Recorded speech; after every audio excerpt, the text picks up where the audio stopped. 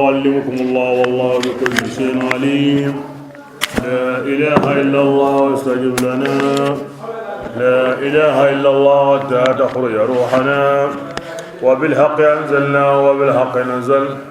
وما محمد إلا رسول ما كان محمد أبا أحد من رجالكم فآمنوا بما أنزل على محمد رسول الله صلى الله عليه وسلم. اللهم إنك أنت العفو تحب العفو فاعف عنا يا رب. أعوذ بالله من الشيطان الرجيم. بسم الله الرحمن الرحيم. ولقد فتنا قوم فرعون أبات يقول فرعون سر جرمي قبلهم مكة كنكاني وجاءهم رسول بسك هاري قوريريا كريم عربي غندر الله تعالى ما كنكوي موسى عليه السلام أن oti mani odi jarar timaniya kuyani oti dangane addu ibadallahi qara alla ko mumkin ilayya qatti qari kininga yani ngawtini na himbinya qari kini ina kinya anna alla ko mulga nan terira kenga isa gonti duri anganati himbeti na kenko ina kenga itono limanan gawo be gawo iwa mo ni na bangandi ginda ti himbe ina ken ko o keni ko mo ngoni na gamu ne wa ngaw himbe mun na gamma limanan ga bangande ni nya mariyam batu karaken kininga ibadallah ya allah addu ilayya ngo himbe mun na ga magalima nga bangande ni nya mariyam batu karaken kininga ibadallah ya allakum. Bismillah inni adinge musa ide ngeni hariya angun dangani mbara bangandeni wa alla ta'alu jase de kama dagaran kara allah ta'ala kamade kinima na batiyen to no kama kinyede inni adinge musa nge worina ay ti dalle ya mu'minin kem bangandeni fa inni itanga ma rakhe wara wangi dungal de musa ti dangana adinge musa nge rindu tanga dan kun kama allai adin kama allah amma ka tingi dungal wa illam tu'minu liya illa kama sagin digamenga ba'da dilun kibra qarin to no kama ndoro qoli agama sagin kama ndoro qoli فدعا ربه يوم الله فرنا سيبي كوغوتا الله كان همبيكو الموده في القربى مكان كو غناي كونيا غني اغا ما سخنا غني قاسم قاتين غنيا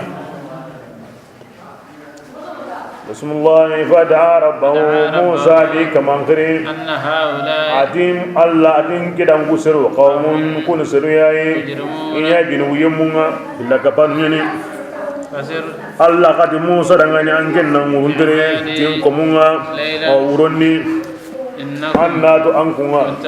firawna warna batude aturuk al-bahra kebre angana hangen kutu andan seru Musa anna hangen togonunga anguninte maga tegede angana dangi anguninte to yakana kani innahum anna to firawna dun konunga ini kurenyi kureke so to godindi ibale Musa ga dangi anya teke ti hangi ngoro mena aketa anime walla anta tono yorna di indaro nga walli kama ane kemo wadi bismillah kam allati mani fir'auna dungonu ngaraken to misra billina onunga aro jinya onunga aro so dengra nunga aro tau dengra nunga kum paramparengani ado ni madagameya awa fir'auna dungonu nya fagina ini dunne mana tigo konin doya kadhalika akemo wadi awrasnaha qauman olla gari seru tananga na qiyamutu akharina kungani qubutin tananga kinni ko bani israila kunda qiyamutu ani ko mo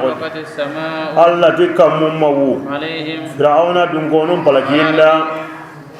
munyam mawu idangani de amma mu'minan koni kentanya na kununga de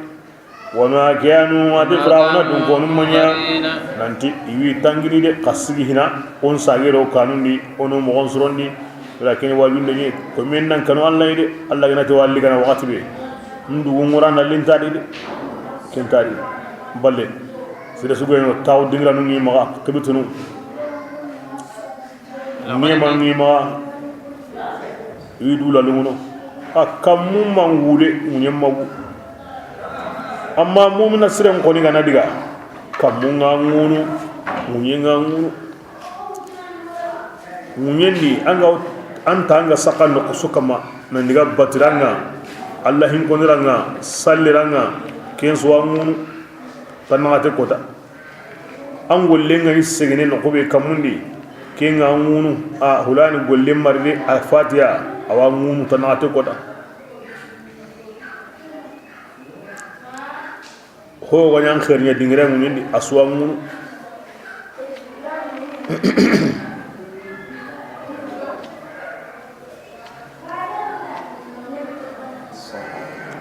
man munyen ndawu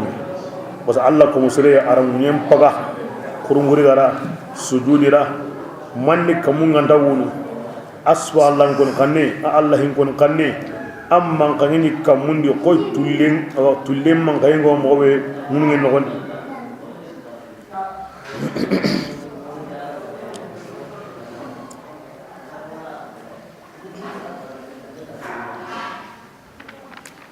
bismillah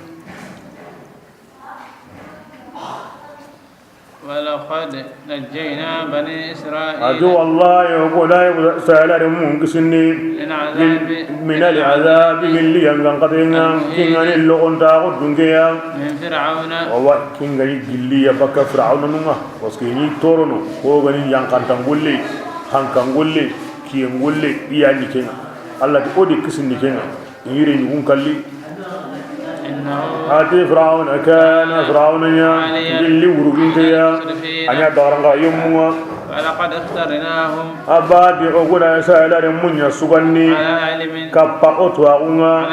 أو يسوعني إكين سرو سكما على علمني أويل حالان تودي نجوكم هنتي توا أوي تودي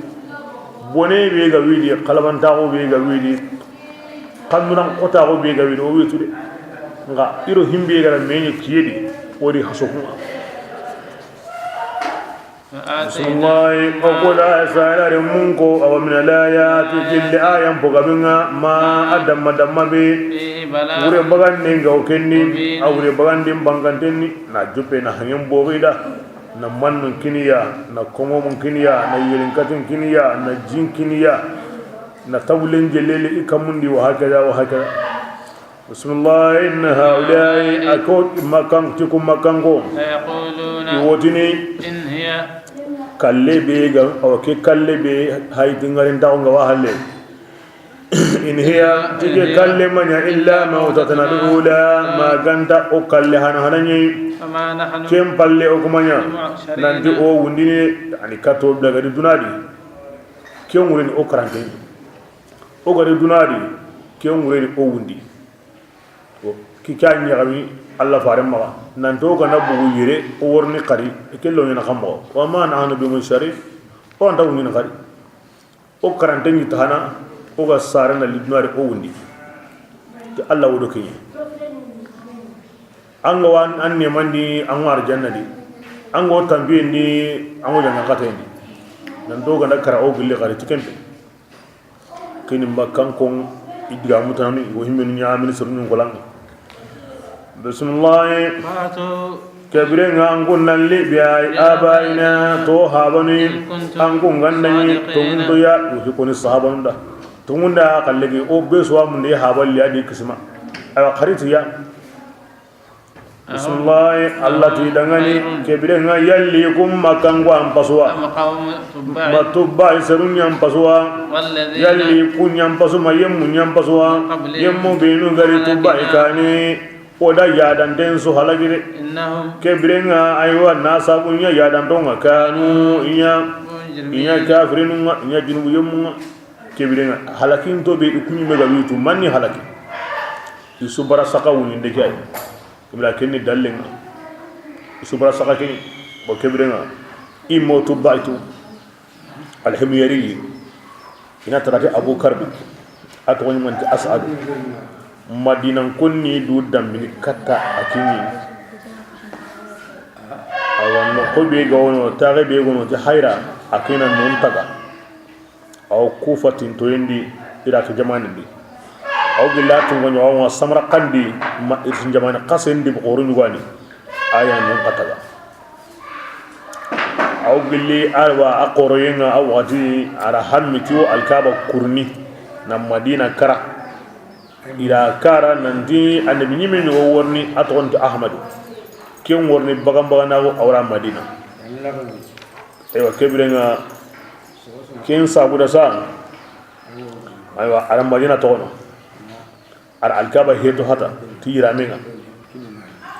ara batare wasa na kinim madina ko ke batare madina ko ma kriselake ma kota be Allah farenga worni ila batare kin Allah farenga nirni kenda ni batare ngo abi ayyuba ma khalidu bun zaid ila batare ke mun sahne be ga wari shahadtu ala ahmad annahu rasulullah bari'un nisam law madda umri ila umrihi lakuntu waziran lahu ibn am kin baiti nge shedi nanti ahmada Allah haringa ni Allah be gani hanka mullen ta kandananga Allah ga ninge wumbambana kata bugu wakati minga nya ada demandane minga nya ada koy hawatune lemme amma ba'd adike halle nge tongondi ahmada tan kitabenga ada nyimme ya kitabe be ga wonni yankanga nge wan dinan kama ngan diga killen kama tongondi tan kama nga an kama be gani honsu kama nga ando ho gari bakkan kama nge sagasu ho gani an dinan shayarin won sagasu ge koni gandani o ganda memi dunadi ken suro koy wa ni'mat ken suro koy kanda ngama me wari nganda kara alli yenkane la gara ko da ma mungi ngade annin kanjon dellondi ngena nyumato hananu benu gara mbaya agilanga mari igawan dinan kama an pawa ibrahima dinan kama ngeni kunu wai arabata mbere na adresinya hinni Allah kalli ke sahayen kane asahayen palle aywa kebren awra kata himbe ya tu muhammad ibn abdullah Allah an yimenda hare an nyimun timandana taga wonu kamam pare kisendo nema ngama agri tuba e hananga ira batay ngin Allah faringa Allah fada batay ngara madin agari ila jate bugundi na wutu tuba kara kota har Allah faringo kini kota be wujire sine har banin ta kama honta kapai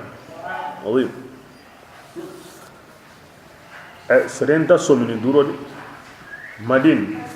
yahudiya nun somi kulli bakun somi mina ha kullu gara hasida on ay kumburen ba batay ngato go benuma isomi kiani ayi menga buwa ka warenga kota abu makka ikum ko yar lemenyani ke batara wi maga ila hena sunya sine hana irdo Allah faren batte tangi kunni akamatul ula sine hillandi irra batte tarok tunda kasi yen so men ta ko to de ni hinu ke mo Allah ganna kebe lamuru awa sabunda warna kani e kemi wa ma ko ni demu wujine sine kemi mega nabu anna war ke batillo ndi wa kanyan serenga daru ayanda ko ni makkan ko tigana ga urgin dawunye de aga baray orna ga tirndi wa ko nimsini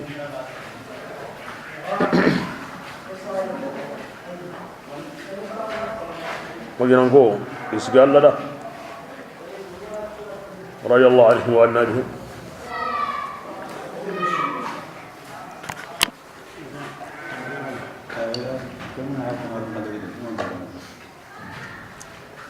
بسم الله ما خلقنا السماوات وتبعك ميسو ينادي يل أنبني مياني ومصر سريان وقام هلوا غنا قلني لكن كوني أن سريان يعني kenya kunna nan gaba kenya dallin gabe ni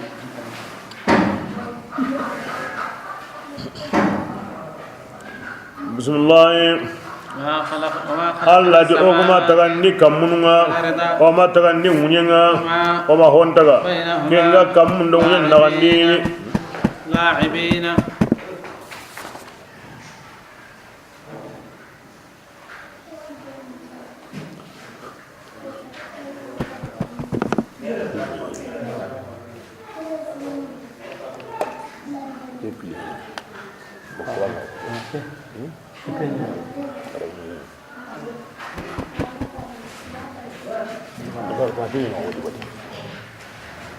Barin muhimman.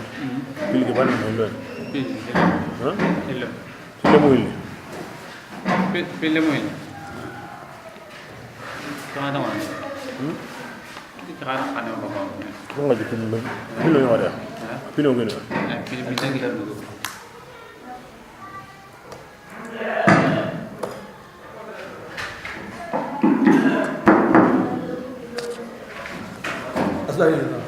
Tonton. Bismillah. وما خلقنا السماوات التي أمتغني كمونها أرمونيها وما خطبا كيلا كمون نونين نغنيني ناني أولي سنغانيني من دومي تبهو سابدا وما كمون نونين تغا إلا بالحق ما كانت أدان كنا ونتمو أدي ننتي أو دالين كيني حقرم دونغا أولا نين كما أدو بنا كما وصن دونغا كيني أدو كنتنا وما يكون ولكن أكثرهم قد مكة كافرون بغبونها في مكة إن يوم الفصل كيف يعني فتن بانجي كوتانا ميقاتهم لا غرق كوتان تونيواني كيف يعني كواكاري ننسو وقتي كونيندنا أجمعين يسوكا مندنا يقول ميني نبران دي وقتي بي نيسو غارين ساقيا كيني فتن بانجي كوتانا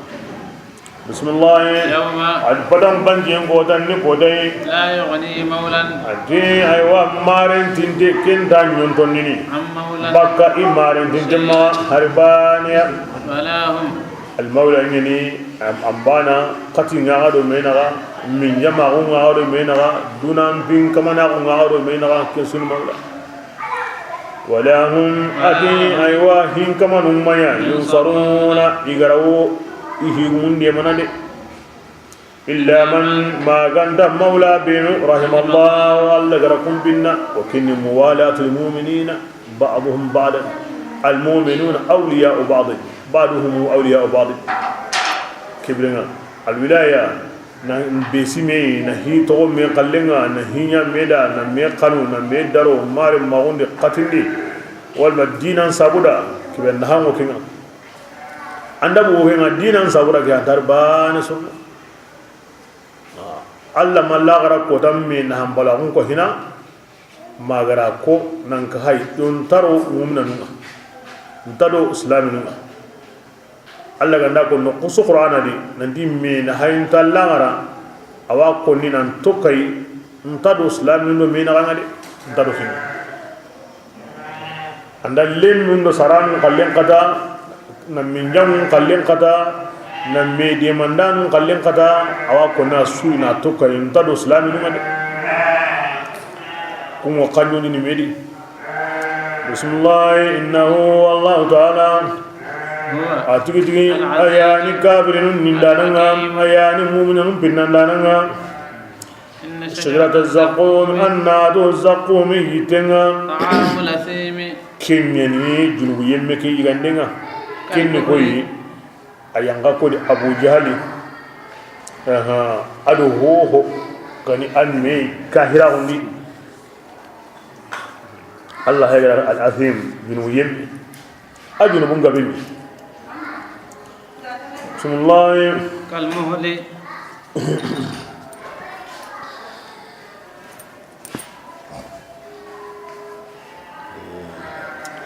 aw qomite qadande mogonini aw wurunu aw yiganu nogonundi kolji warante dawaran qarande ngari mogomme inati ayo malkan gupunda ngani qarajunu yemme gerega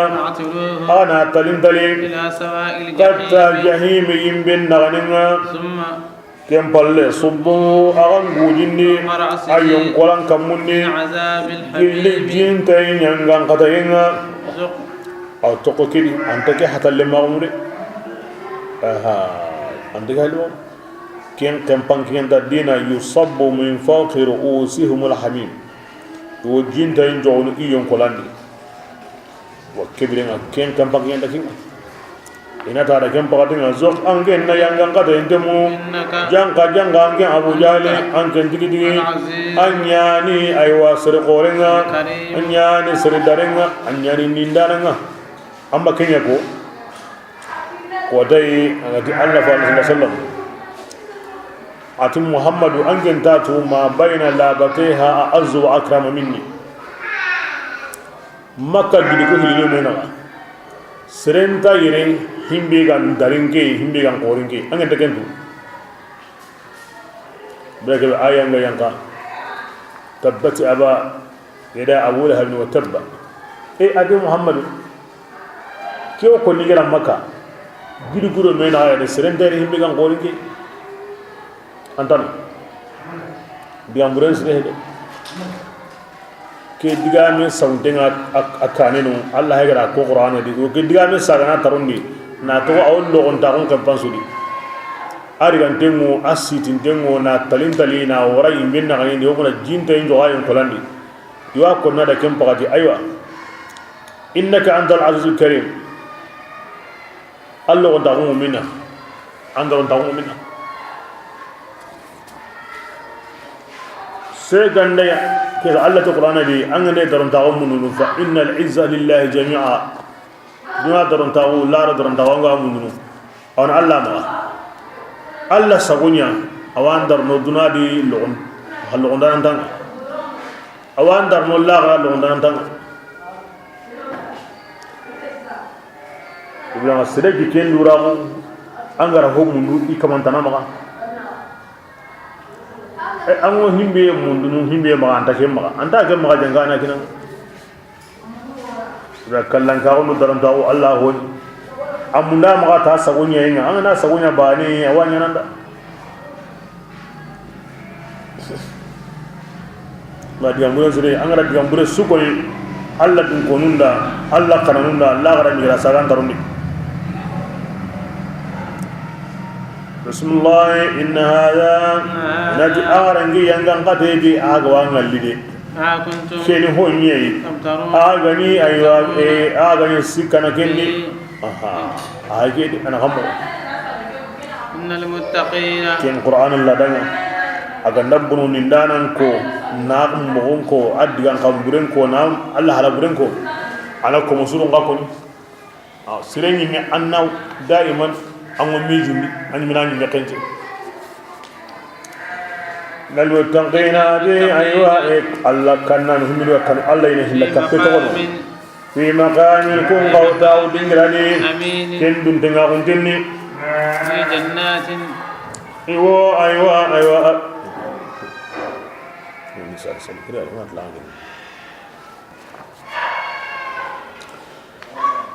دون تنغاقوتا ودنجراني لا يحول ولا يزال أن تنمني أن تكبني في جنات والنار بوني يوجينيا هني يويسيتني قلي حرير بونسنا أدو أيوا ديبان بوبراتنا يجون كويدمونيا كذلك أتيك موياني وجناهم ولا إيانيغا تيارين كليا إياهم هنجم براتني يدعون يوهم مندني أرجانا كنغني آمنين يدعون يوم من دونه فيها الجنة كنغني تجترم بيسويا يجنتنغا كنتمو وامن خرمان دانو ما كيكينيغا إساونتنغا نو همبي كونيتا أو كتني نانتي كنتا كتني نما كم مندو سيسا أي كنتا هو غني كانوا هي إساونتنغا كيمبو هونتان كين آمنين أرجعنا huggabe aɗo dunanta mogoy hohoni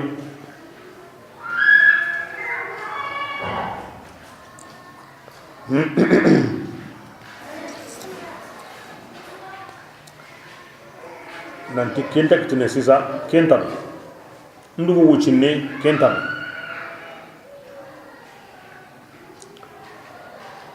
bismillah يدعون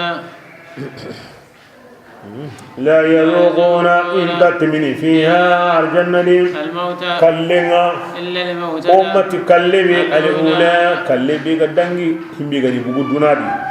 نليت يا لاغرا كبيرة كم كلنا نيمه كلتنا نتاع كم كله إلا كم أنا بعد أهم الله قد بعد الموت الأولى كلهنا نفل بسم الله وقاهم الله تعالى ركسني جهيم ينغان قتينا كني فسمون داغني يا رسول الله جلان كمانا كدان كسي كتيدي كان تاقن العظيم كان قورنغني فسمون داغني كومي غولين اني واوه الله سوراندا نباتيم غولين نوندا تبرنا كين سوراندا بيغاني دي كسول كنيا تونو النصر الله فإنما يسرناه الله جعلنا ما أولى قرآن كني وني تانك معلمين النينينا أو سين مكان قنقال نواجي تاي إنا تقوي مني نيني أو سيقنني فاتقب نقيمة دوني يا رسول الله أنك نمكان قم فلكي انتانجي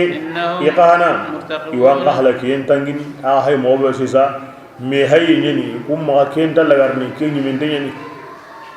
أدان كرام واني كهنا بعنا دي كاهرا أون تلقارني كاهرا أون من ديني إذا ختاوانا مي هاي ألومو كويا ألوم الله فارين أيان سبتي أيان دومي كاهرا أون غري كاهرا أون يمي بسم الله سورة الجاثية بسم الله الرحمن الرحيم حميم أكن مكان سورة ني هنا كسوة سورة الشريفة الشريعة الشريعة سورة آية نقوادي ثم جعلناك على شريعة كذا هنا سورة الشريعة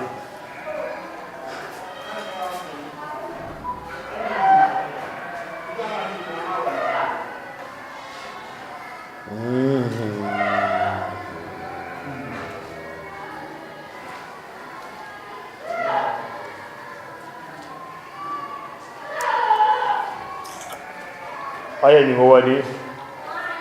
قل للذين آمنوا يغفروا وتكني مدينة آية ني وكورنا ينقصابو عبد الله بن أبي أيوة عبد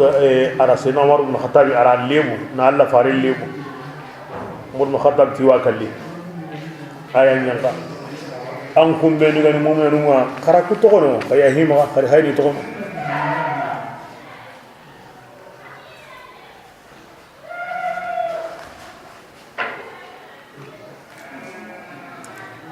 هون قد أي هركني من أيان كما كيا كي عمر باني دي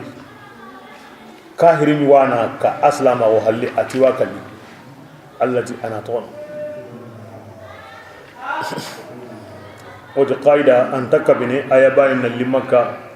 اللي مدين أن تكبني بسم الله الله أعلم بمراده بذلك تنزيل الكتاب قرآن ينقن لنا من الله وتحمي من كندرون أو تكني قرآن ينقن لنا والمهم ما نعنكنا ألف لام من كندرون ذلك الكتاب كبير ما نعنكنا كونيان تكني هم بيجن كقرآن القرآن ما هو كله himi ngane yang ngoro yang kandi ndem mo gonu mo de munu to kini kenga kini himi min do afanu ko qaida ngadi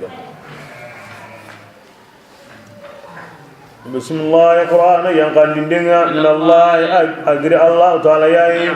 allah be ganin nindana ado gemun nindana ngani shaytan hede jinna hede allah faran ma ku tiyon golandi inna la ayatin dadi koni allah an wadini taguman jagabewo kamunun tagandendi adongunin tagandendi konu da tongunda nun dangani kebe wa koyniya ti alla ni bani ayi lani ngada wa fi khalqikum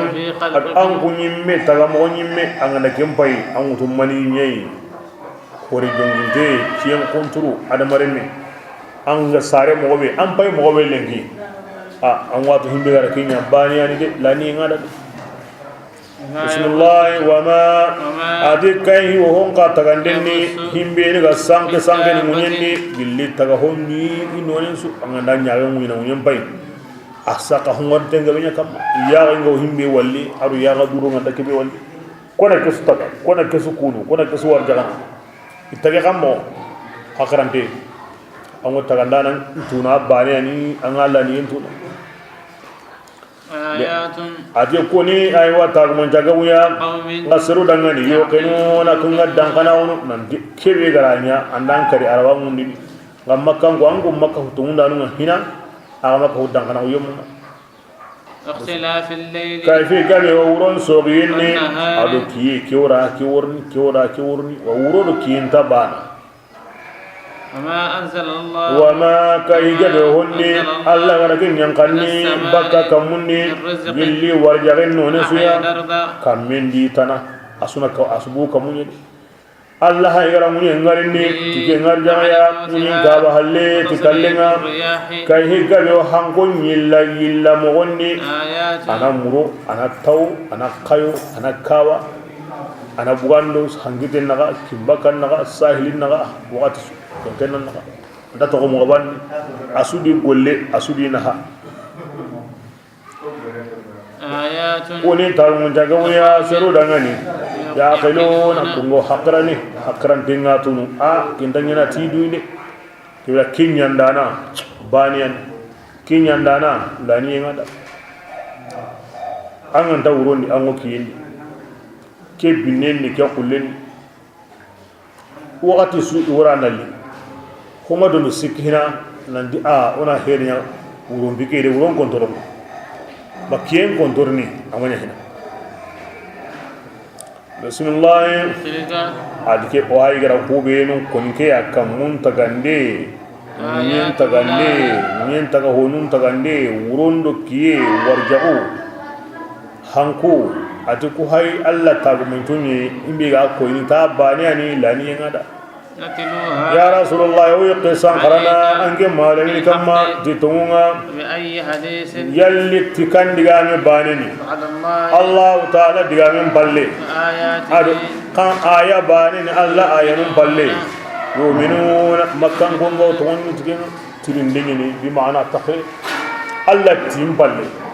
himbe go allah ko ina yagaran ngallinga anga makata ken famu allah yimesihi amma kata ken famu angin kama saka mani khari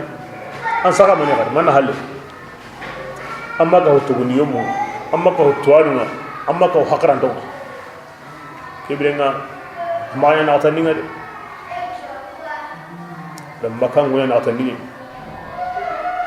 amma ka hutugunda nunga amma ka hutwaruna amma ka hakran to bismillah kebirenga bonewo garanta nyenge be su dangani kingani junubu nyangana o kingani junubu nyangana nyangya isma'u ayati kinni koy kingani serebe ga turengina allah ayanunga iwa kammana qara akaman kamma kem balle awodu mene kairaunga dundare gani amwatu na koy amadun ayanu ko mukku ke kamane nyagali ni tiyanga gadenya ken torantingeni ken soyeni li yanga ngate en koni mukken koni kinni fa anzirhu mara mukanne ni kew gemena so yaka maninga tahakkum nakbari brengo serna nande muso nangara anga koni serera anda gongo abarasakanga kempi nugunenga nabu angone hulani muso nangaranda enda muso aba ngani gara himbe ba ngati gari ahayla kanadi kubra mo sonni awansi dinisa هو التهكم بس لكن بولين غانين غيرين anda karana masa kita andigamen tung angaren tung bangi kita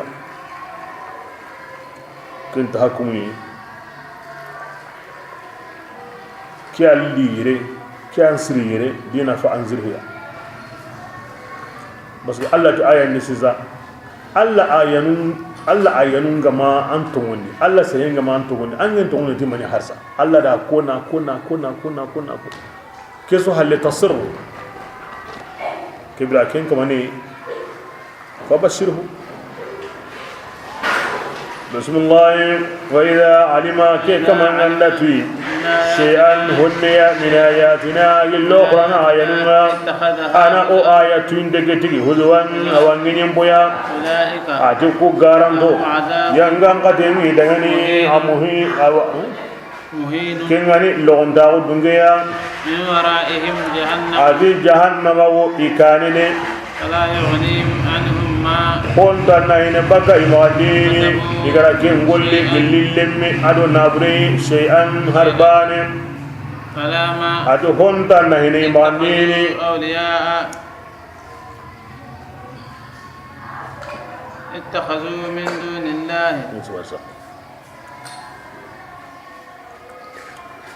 لا يغني عنهم ما هم داناني وانين كسبوا إذا كنقولي شيئا هرهن سنين كسبوني من أن غرندان أو علمي لا غرا أنت هربان سنين من سورة أو أن جاوني هم بيت إذا كنتو إنني كنا ولا ما خلدنا هنا إدعاني اتخذوا إغراكين تريدي من دون الله إلا الله تناي لكن يا إبساننا ولهم عذاب ينغان قديم إدعاني كم قرني هذا هدى دائما الله عندك كمين هم بلاغون كولا غرا أيوة تي إرمينا تي نابرينا أو دكاهرين أتي بذا سرواني إن دهم بيتو قرآن آية اتخذوها هدى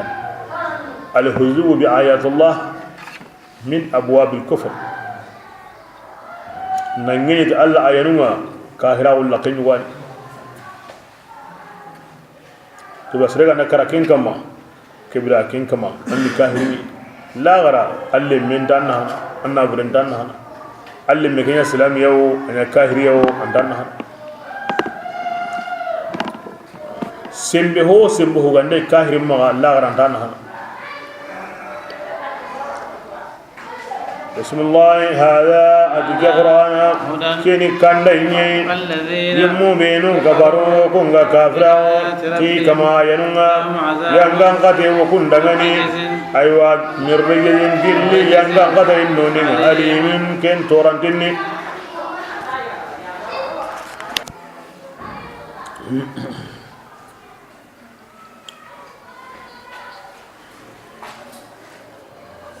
بسم الله الله وجل الله تعالى أياني كمانين أرهانين قاجا أنكون دعاني كوسابورا هورين نكتورنو هانيني جالا دوينغا أدو كوسابورا أنكون يمنا مندوني تجاكوندينغا جلي الله فسمون داونغا أنكونغا تشكرون الله نيمان كوبا وسخر لكم ما هانين دو هورين بالي جاكوندينغا سنتون نيما خوري Allah hon qajan gundangani wo gaw kamundi akiye akaso asanu aji adu kentana fi samawati ho go kamundi bismillah ara hon su qaja dangani aga munyinni asususu minu asu qaje agri Allah yaide an gunu gawo hede atwa undaga munyensu adaba ayite afunti ho aji asu ala tagan kunya na handa ni khaja gada kamundo nyendi adamar min ngandi killun kare hohoya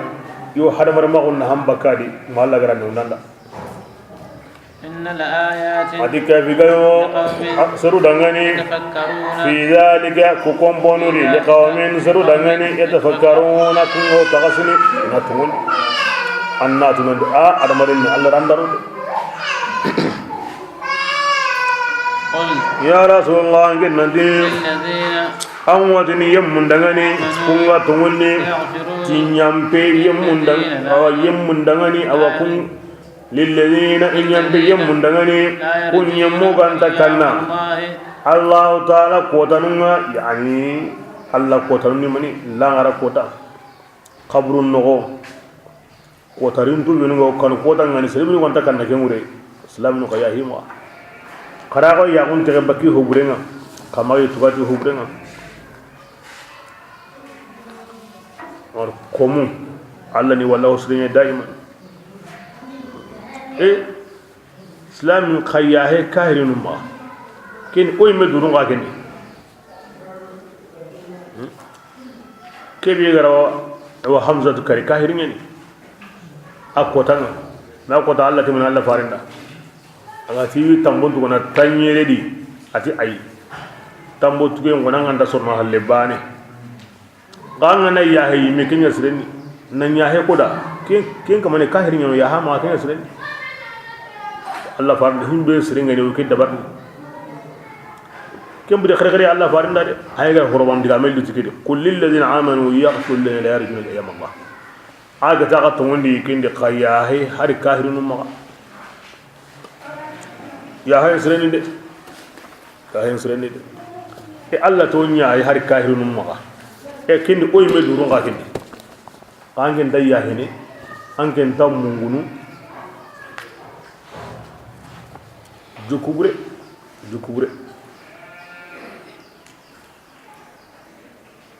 Allah o islamin munda kembali anya bateo Allah mani bakadi matanga na yahe na warige iwan tugana ina barani nginanga anda gar himbe bonondanga ina saganga ina nya ho himbe gam pasandai kembali anime ko anya adangi aganda ga bono mo angel nda saga ni nyambala undi la Allah go islamin munda awan khairin munda ara mo go kanda Kenya haranya hallesa dina musukina nga nam paraw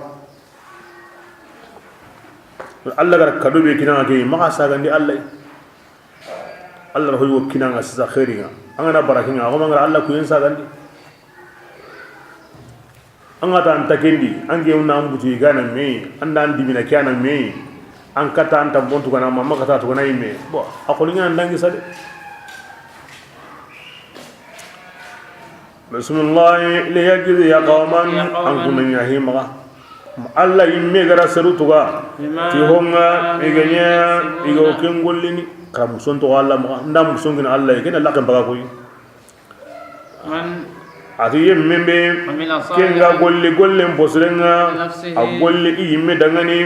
yemme biya agara golle bononni abi me kama thumma turjauna jamballi wa qasagani kata kamanga anabbi su tugay gollenga laqad atayna bani israila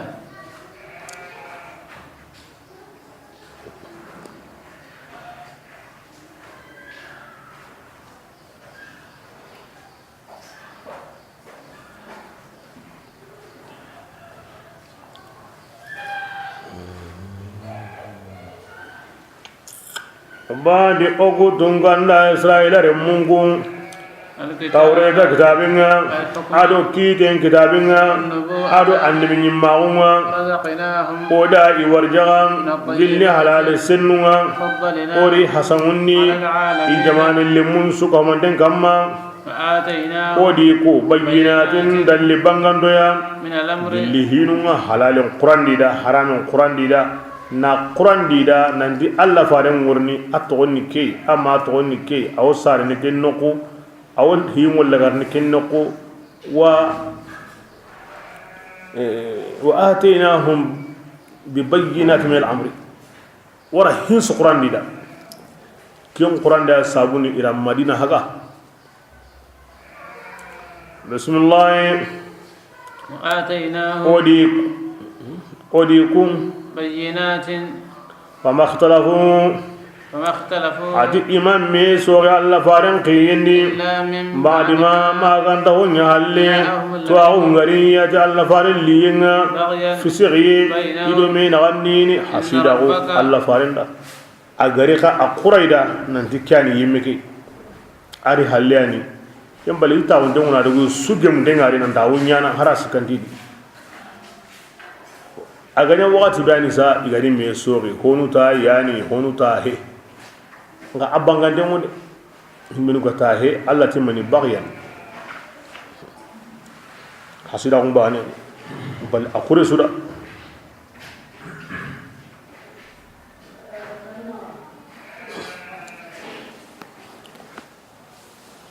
بسم الله إن ربك يا رسول الله كمان يقضي أو كيتي إلو من غندين سجن كوتانا ودي كانوا إغنيا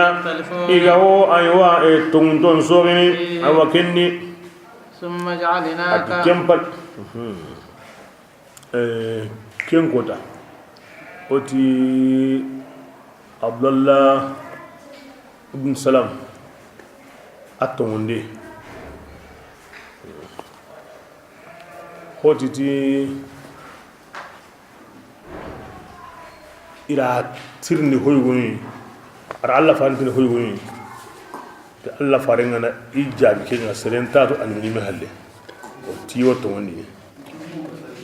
yo hotiti awati nga to mako ni ira tirni himbe to mako tora ko ni kundume to mako ira tirni himbe on woti wa mun nana atu ngedi ngima se mai men di mako wani ga mungo kan o wa kini ameni western simi quoi Allah farin tindi ati qabancha limin qabancha na o mando habe ngate la kitina kamo ati arjanna dun konu nam mani holo yigana arjanna di ati kampo hanana surun kapame dunadi lagara kotankani butu futienkani kampo hanana ka humande nyan ratirne guske atira tagmanjen suwaren ka honu wono sigi wono ho hon takintu maganda albi iwa landir ngeni Allah farin tada ati malikanda kinda jibrilu ti Allah ti ati jibrilu no bu konne Allah farin ma jabi kin ati malikanda kinda jibrilu ti Allah ti qabancan nago lemmindu man qaba maro haben qaba ti himbe holo ganda sabe kebrenga lemmi qabene kenga ya gare ubi yugo himbe holo ganda sabe ti lemmi qabene kenga ati tongi ati ho hanabe arjanna dungunu ga yana arjanna nyegen gide yo kenya nyanyana na hota na kai arjanna dungon na kem pola yana arjanna ari to nyin adi ho hana be go taga honun kapame dunadi budun futen kane hana be ga wanyana ke yimbe ni wani aw bakka be su do kimbaka naga ka huma me kata kangana debe o debe gawono yimbe ngormando kimbaka naga na ya hada be liga alla ndra no kusuma debe ke kana ga so moy ni noy bo kebire nga yimbe ga aw katane anga mu ko mo la duna no koso ya kinga nya kina jo pande nya de ay to ni kiani atwali atani ga to ke bana inna kiya mu ba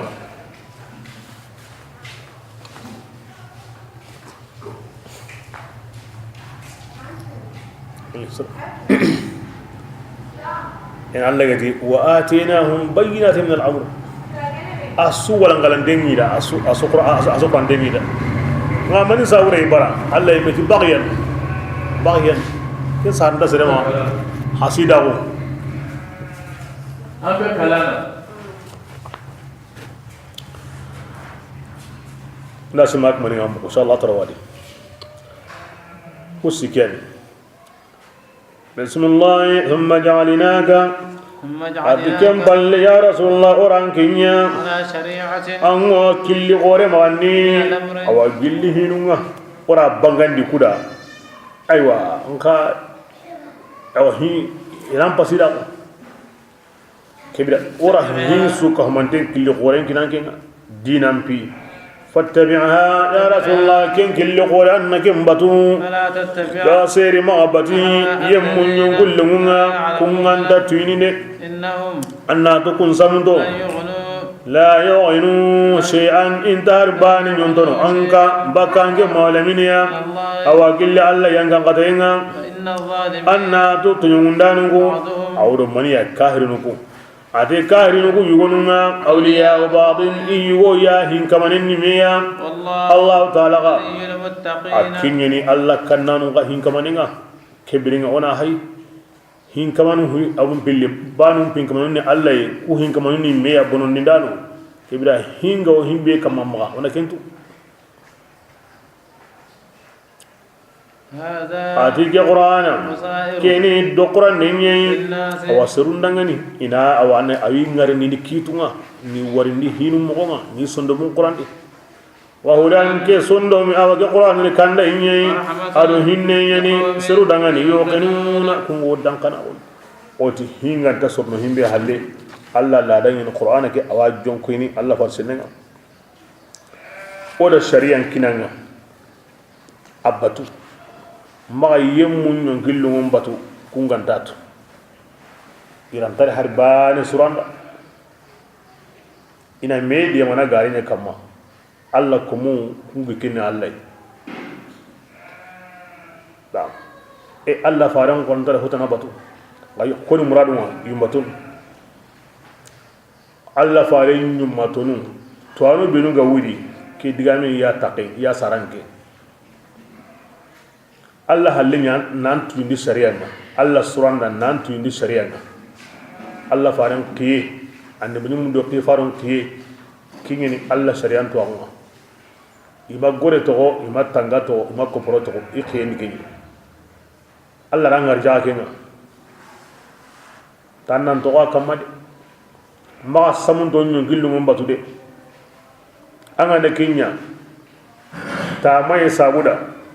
kanne sabuda inta harbane sornanda harbane sornanda aha allati watu yo media mananga yo honsunyana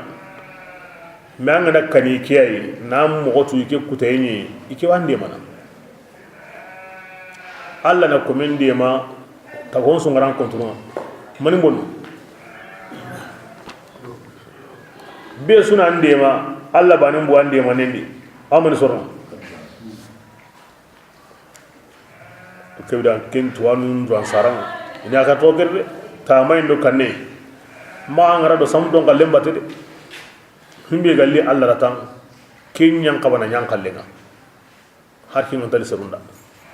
himbe gan sunu Allah da kinnan sunanda har kin galli serunda Allah tin har bani sornanda har bani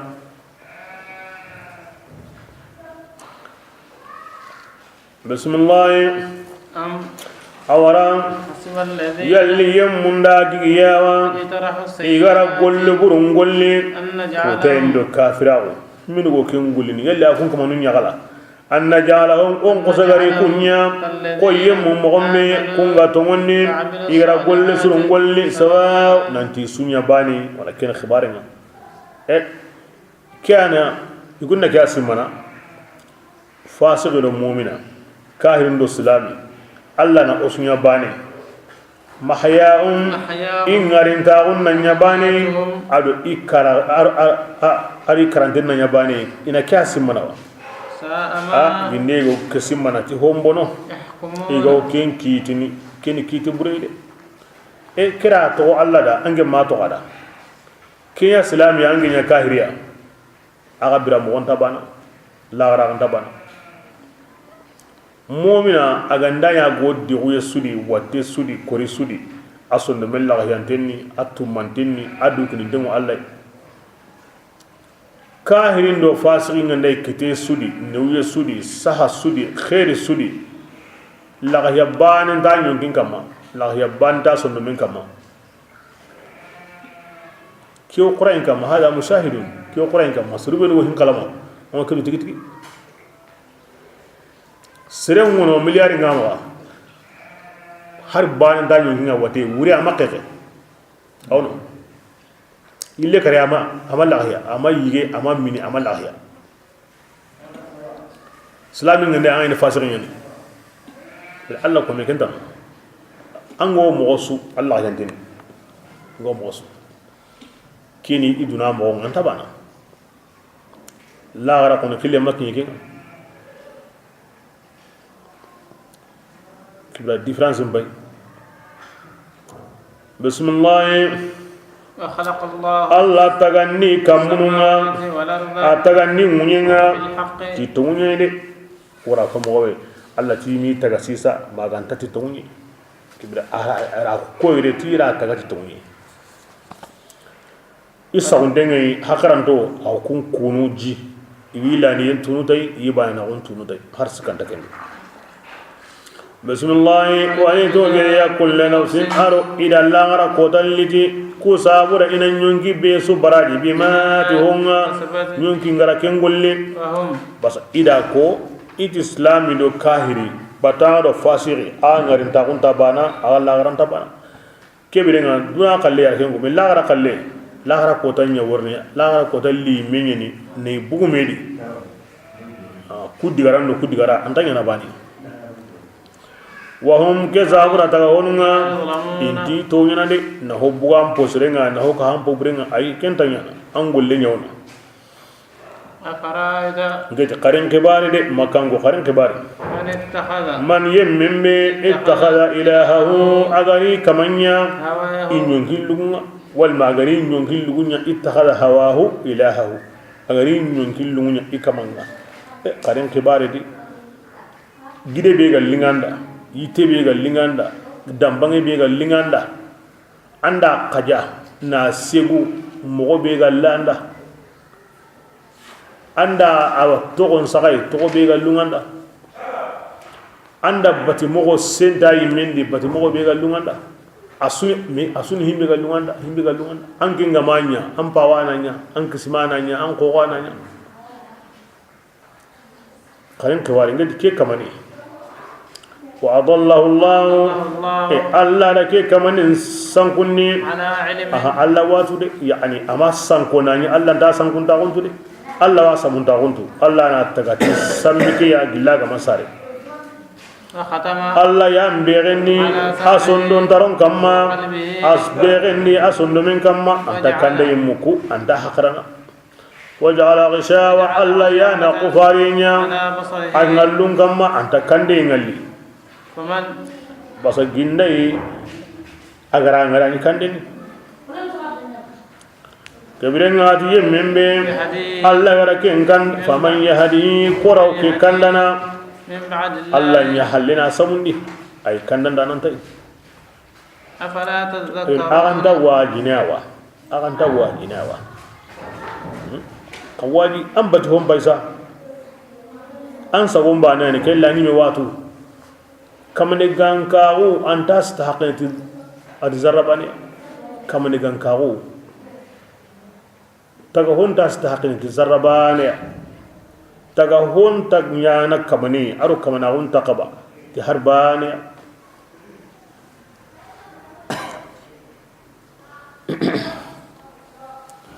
ki qaso batuho haqran tindo haqran tangi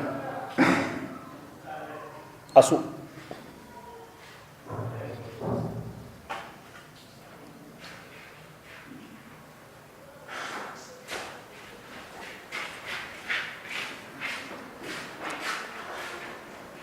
kya kunni bad honsu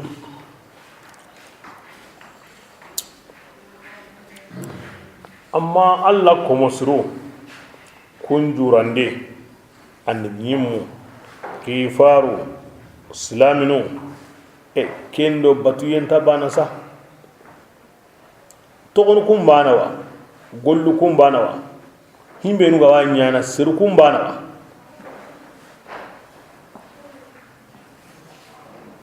intaban na kunjura o kinni sabu ganka unyi annanya sabu ina antanana ha anya randai alla ko muslim to ngana ko angoti radiyallahu anhu arna dunga maga manati kisendo nema ngama arna hinna alla ganda kisendo nema nyada kesuni anga kuma duwa nya antana yada an pay gar himbe ko nema ke kisiye ke dunga ke ya hinna ke ya anda alla nyaga arna nyada sika onin tadi an pay gar ken duwa be nya sazade akama wonna henetai wa ankin be ga nya sabu ya kana duwa ke nyada amengo nyana kada amengo kinna kai basa konintengo iwotini amenga kada parce que malika ngono angana duwa nya antanada awotini amenga kada laka mithlu dhalika in anga arna dunya maga ken duwa ujabintenni malika ngotini arna dunya ka hana maga arna hinna duwa ke jabinde malika ngotini arna ka hinna kisiyendo nema alla gandanya kama adwa ke jabintenni malika ngotini arna kisiyendo nema kinan kai tibiranga nake hay alla ko musulun jurande na sun kace mundu kata allai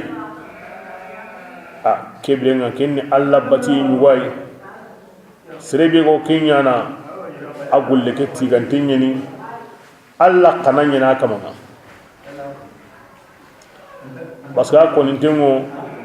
ahabba ibadallahi ila allah anfa'ahum li ibadihi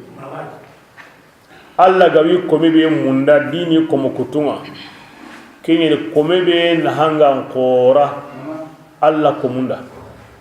yani serebe go alla komunna hana mosi alla na kenya munda ikomundi dina komebe ganta ikomunna hana arruhamau yarhamhumur rahman komube go hinneni komo kutunga kebrenga hinne tunkanna kunya hinna hinne kharentenga irhamu man fil ard yarhamkum man fis sama taga hono be go munyinde qahinniya kamane be tungaunga asu kamundi ken kamane awaga hinnana kebrenga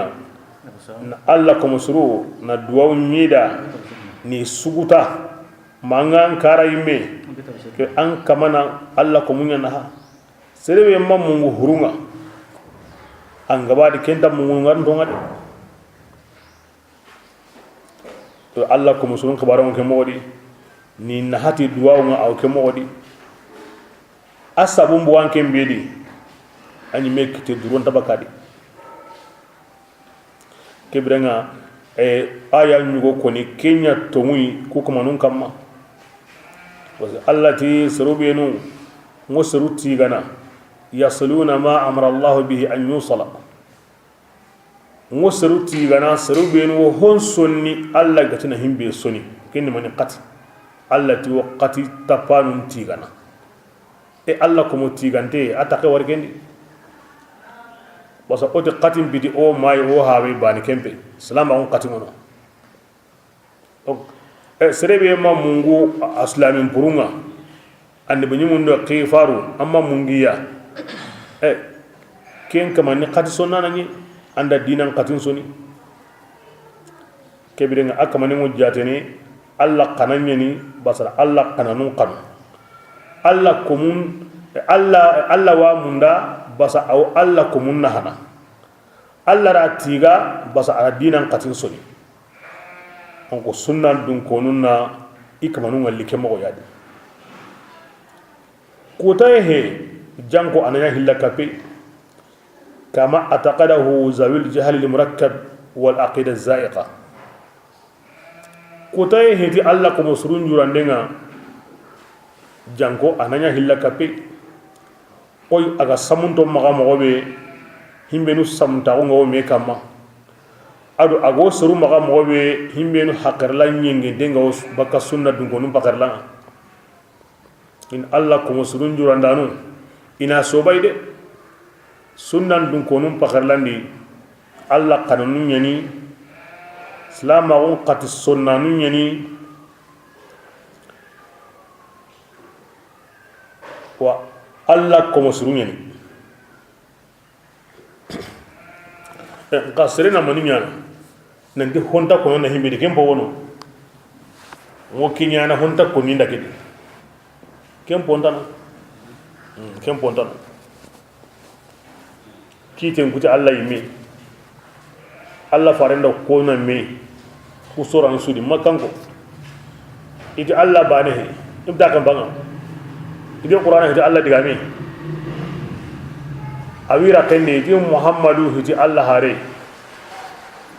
angana karanta wuni idiga mun ko ibda sirenta ho yana to honta ko nanda de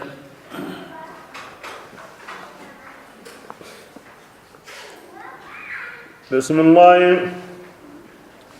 qalu adi wundinde nagarindanunti tingaren tago be muhammadu gawa konni amanya illa hayatuna ma ganta ungarin tahunni tingane duna khallege ida kyako parce que soba ke arame nyugo ko babot kin makkan kondi gamen nyugo subhanahu binu gay ma igo surun nyamini tay do kebre ati kinyani o ga nyiga kara o hayire kebre nga kino wundinde kini kun mo tane ngasnu wure bani ma hiya illa hayatuna dunya ngarin taw be ga kona ma hotana hede o hay duna ngarin taw be kinyani o karantani nan kaso bismillah namud o imme o kalla o brene khari annaki hamundi tillemunga o kini kun mo tane an ngana kara an bire yenni maniya an lemme to ngati hulani fati akhuna lemme to ngati yaho yugo wa yagaru adi yugo nyen kin diga sembea ana makara ko aywa wodi ke bidama tikani am makara ngana ndani no gili khari ay tanta gili khari bismillah wana haya o ngarniti ore mun sarantonga ama yuhlikuna kebirengati alla yano kalliti ay alla to kallide illa dahar ho honto kalli maganda na ke amundi hindi ganan sagaye anyime min tadahawara ne ga on kiyengo baka aw kenne ko ibani dangi qaso dangi sine dangi ibani mi hingana diganan sage ke nda alla rango kallani alla ndo kallide ay alla di kardane ngarnda na he kala kenyo mali magna ay ikunya mati anu ga tin ga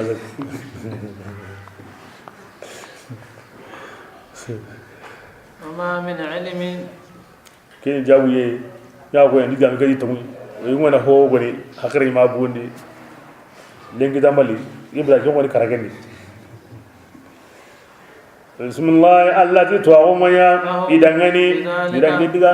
digame konani an jawruno hakaram balim pakarendi kemballe anda sembile to awoyde digame ganta sembile to awoy hankaduro digame ganta sembile to awoy hankaduro to awoni mani Allah ti Allah farenti ken to awon ho ganta sembile kena digangolle bismillah inhum atike digame konnanum manya maganta ina simana na gokia kembane na simata nako so ngodi simana ngoki amma wada amma amma kan yodi an simma yesi sabane anda ko ani kembane bismillah inda go ayanun qara ikamma kin qur'ana ya kimbe gotin Allah wono o Allah banani awa andak aw karindenya na aw wundindenya na kun koni bangan denni de ba qur'ana worin tay ti hakkaren dallenga ti wutunden dallenga ti ladan dallenga ti garanga len dallenga qur'ana ganda Allah mo gonko na wundindem mo gonko na karindem mo gonko awasu walangalana hakkare ni ma su walli an wod tungu ni me ko qur'an kamami ebrenga ki ganda ko ma kana hujjatuhum ko tananta nyana digam banake konnanum hujjanga illa an ma ganda ko yani iwotini an kunnalli to hawa karandunga anda yasadiqina tunde nake bana ko okum ha tunga nesa karto hawani ado kisman indo ganda karo ko wuni kartiya digame sulti rapendi kimba ne halle قل ya rasulullah ngoti dangani Allah taala فيكم awan ku ngarindini gilli ago mani yagundi ثم nalli taga dunadi atikem balle يميتكم awa kalli aka karakota ngandaki nanti wa ma yuhlikuna illa ad-dahr ni koy alla yana angra wurundo kiyendo qasondo sinu hoddangi ndendo horinde wo himbedi asuna alla taga honi ngarin ta ko nyokini wani kebe alla na kalli summa yuhyikum kam balle ana ngarini يجمعكم ثم يجمعكم كم بل انا كم ميا انغرنتو ان كام دي سيген كوتان اوا سكا بامي كالندي هنا خون سو كلا هنا متى يمغر من منتخب غير الله ما شاء الله خون سو او تينا كالندي كم بل اوا كا بامي نا غارين اوسما غاري دومدي هو كلا هو غرني او سورني ميني كالندي bungarin tagu nkota o suqani o soberne do khari bismillah la rayba sikka sundan awaki honya hedigan kondeni ولكن أكثر الناس sirum po gabe himbe go digam panake konni kunta ketu to anganda hotu an wasam tawu digam konni wa allah hegan tu indai la tuwa ngeni allah ti kundu ngani me kenin dallenga kin to angan tatu allah garantu inde anga masa ko ngasa kibira mushkilat ko da kenan problemu bal anda to konsa may ketu aw am pay gratu masa gay kibira ma kenan nga problemu allah man taga khane ma kibira ngade bismillah lillahi mulku samawati kam mun marande mo alla dangani aro mu yem marande ngada ati kotambe ay wa qiyama sikin ga sikki ke kotanga ati bonon dindan ngo kasarana de kunni koni kahirino basa yo kasarane walla garni damina yimbe i kasara honsu i honsu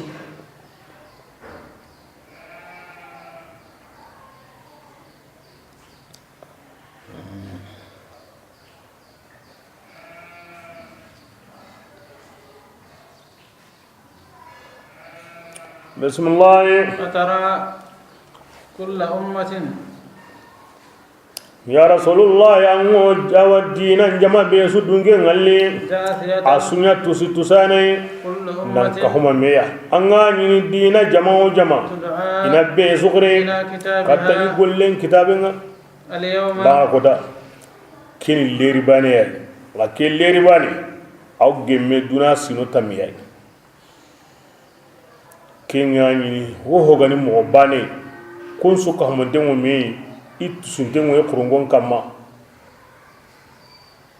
ene kiri ti gollen kitabin golle sirin ngano ene kiri ti gollen kitabin golle burin ngano ene kiri ti gollen sahande himmi ga dai bane yo mutanadi ina me gango ko hayre mo kapami kama suganda ko home wakati ke be sunatu leri banani de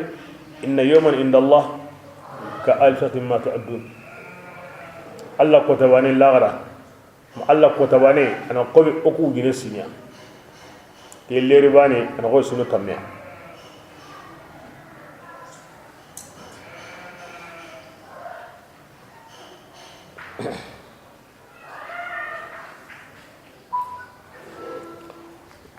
بسم الله تجزى اليوم أيوة ديني إذا غني اليوم اللينكي يعني تجزاون إباغا براجني ما كنتم هم غني تعملون وكم قلني بسوق قلني مسوني ورني كنا هذا كبرنا يوتني كبي هاي كتابنا كياني أكو سهنتنا أن جامني ورا غبي بيسا داغا باتي ملكان مغا اللي كوتا غني بالغ يا مانغا ورن قبرني كبرنا كي كتابي يعني كان هو سهنتنا ينطق كيس خصان دي وسيني باني بي سمغانديني تيتونغا إنا كنا أوكو تونغانيا نستنسخ ما أوهو إنسو سهنا ناتنغا أنكونغاني تعملون آغاني كنغولي آغاني هو هنانا ونيا سهنا ونيا تنغانا وهيكي فأما الذين أما يمبين آمنوا كونغا توني إذا قل سرونغا ويدخلهم كون كما ربهم كون كما ويروني يهنيني كن أرجنة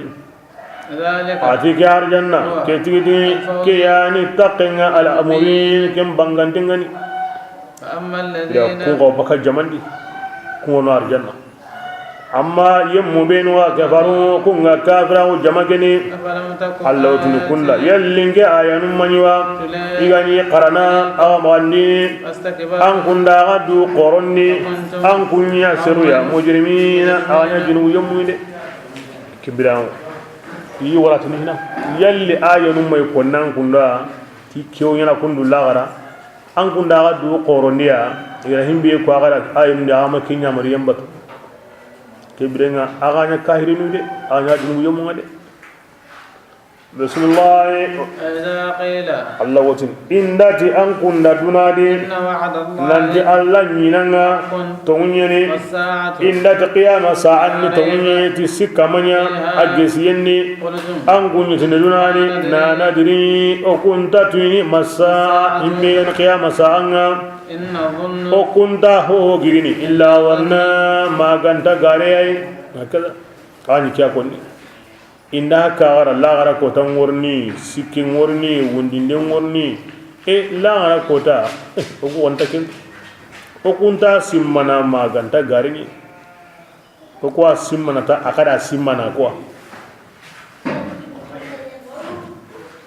wama nanu ayatin okumanya bi mustaqinina nandi dangana o yeminu ari yendi alla kala misalin gaben kina gai hakkari mi ko ni lagara kota ngorni بسم الله وبدا لهم سيئات ما أتكلم هم بقولهم بانجي إذا غني لا غرام إذا كن قولي دونادي بس مسوم بانجي كبرهم مسو كن مسو بريني كن غني إذا كن غير كورين كم وهاق بهم ما هم سقومن دنيا كافرين وكانوا إذا دونادي إذا غني تكنا وقيل بنات كافر دغني اليوم لنكي كوتنا واغا توكو يمبني كوي مغمي اغا توغني كوتان جمال لما غولين هذا كي كوتا لنكي غولي بيغاو انكسن لنكي ار كنتونو دوناد انن تونو الله اباني كين غولي بيغو توكين كي انا كوندا بري ان كوندا كنتونو دوناد كي ساوا لنكي او خانا واغا توكو يمبني raporo Allah ma anto yimbendi kebla yimbengi mu gollunya angana yimbengi angana yimben gollun tokono la gara Allah khano yimben nan tokono la gara kan hiloy anga moro yimbendi anda arjanna de bismillah kesabu dan kun taw dingranga kenni yimbenga amanya killi de mandanai aga dangani kinga worno aro yimbenna ذلكم آدم كنيم باللوي أصاب من أنكونا هذا الله قرآن عين تيجي نيا نيم بويا غارين تاعون دانكم مرسا الدنيا كن دبنغني اليوم كبرنا لين كلا غرا لا تخرجون هو هران دانكم بوني أو قلي يمبني يمبي دونكونو مايا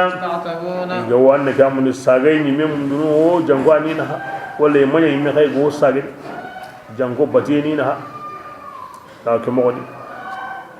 Quran aw wajuni aw gongoni tasu ana ko ni kon mo di himbe gan kanunta himbe gan soninta tasu aw hin konni mutum makan sura na ko nari manan ko na ko nari kapaliman ni toki mi kon mo bangante kon mo depe kon mo be tuganta baka mukana balagan no ne bi ko kedi aga bi ni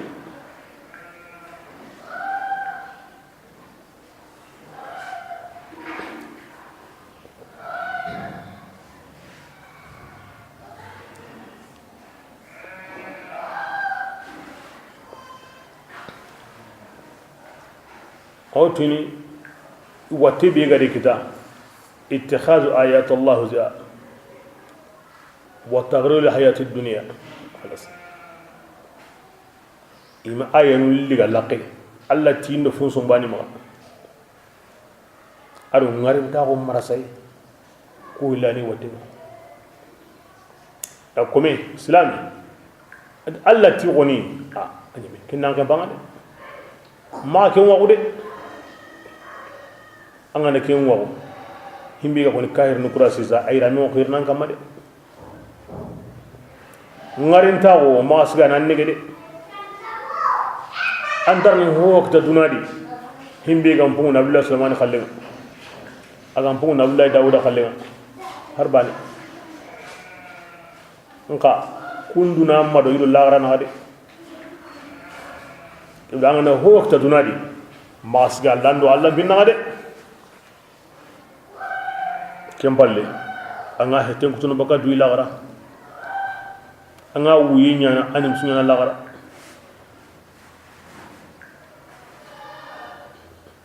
ho wanda kun kahirinunda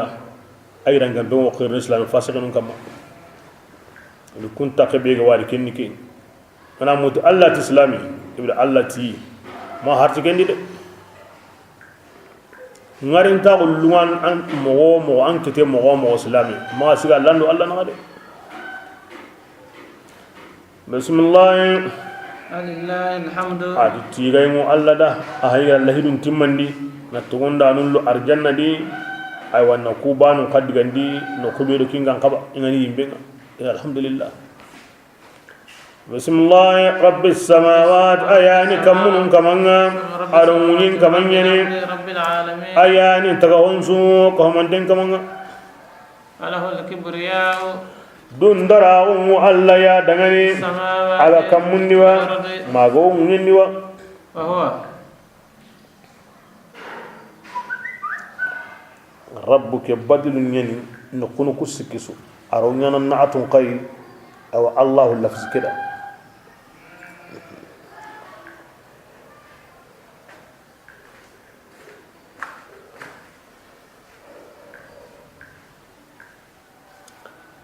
tigemu allah da na badli maniye angodo kamun kamanye ngodo nyen kamanye ngodo tagahonun kamanye walakin badlu na'atuni angama allatu alla yani ma ankutoni kamun kama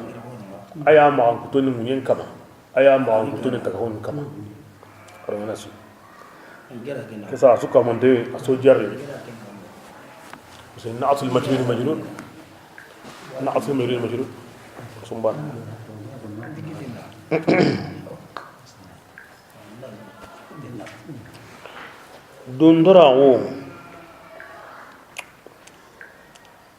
dundura ma ankutungu sikiti alla jatinga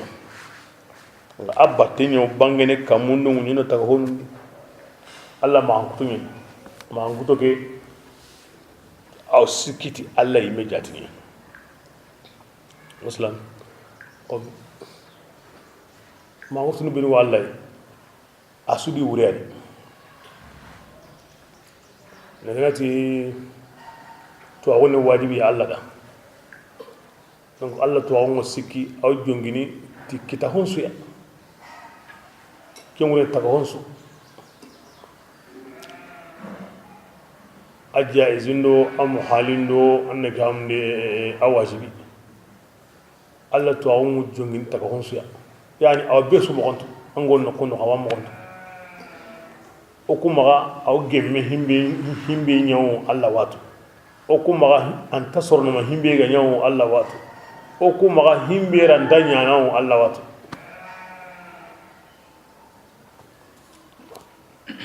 kaya ken wureni inda ma wuto be ko kengo jongini ti mo be ken ko ni ke wureni ken allah dum rawo jongini allah e mejati ni ngabba tenyo bangene kamundo munyendi abangene kamo taga honum paisa allah kamana nyillenan kupa odi ayan kamana onnaki na orondido isagol lakenga kenya wa ko ni himbe go kenya na a kebrenga kemma on kutuni wani fi dundara wa anya ganta dundara on batenga ananga tuni nan sawni allah nda awati ko rawangirni anan kontondi hari goro hilindama anta kabandi anta bondi ko rawakinan ana hossegindi na digandi no khonsu wonya na buari la himbe gara warano mutakabbirun kora bakan wa kebirenga abba tingini aw twini taga honni o kuti kundo ay manda luwa imra wakati de oke Allah dum ba ngrin kingi ko an kata famin tawidi awrin ke oke ya sawni ati keni ke ko haji serebenda ay men futu lara ko tay wa bakanga ya bakanga yimbendi dundura wo wati ke ko haji yani ken sawdi ki mangu to ne aw jongini ti Allah jatina serebe ganda an wonen futu ma ti wa bakanga yimbendi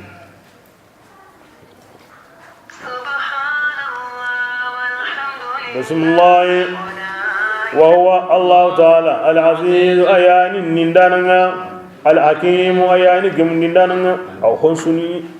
هو سأقرأ دبر على جم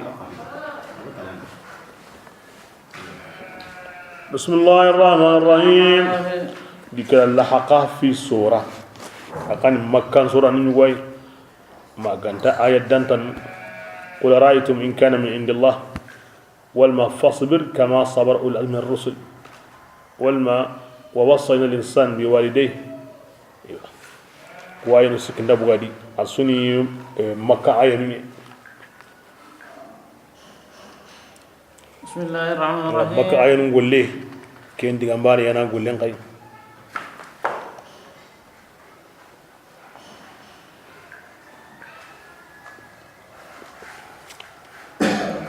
بانغرا كوبي ميكو نتيكوني مدينة عين نوا ko wadi diga mu hin yokindi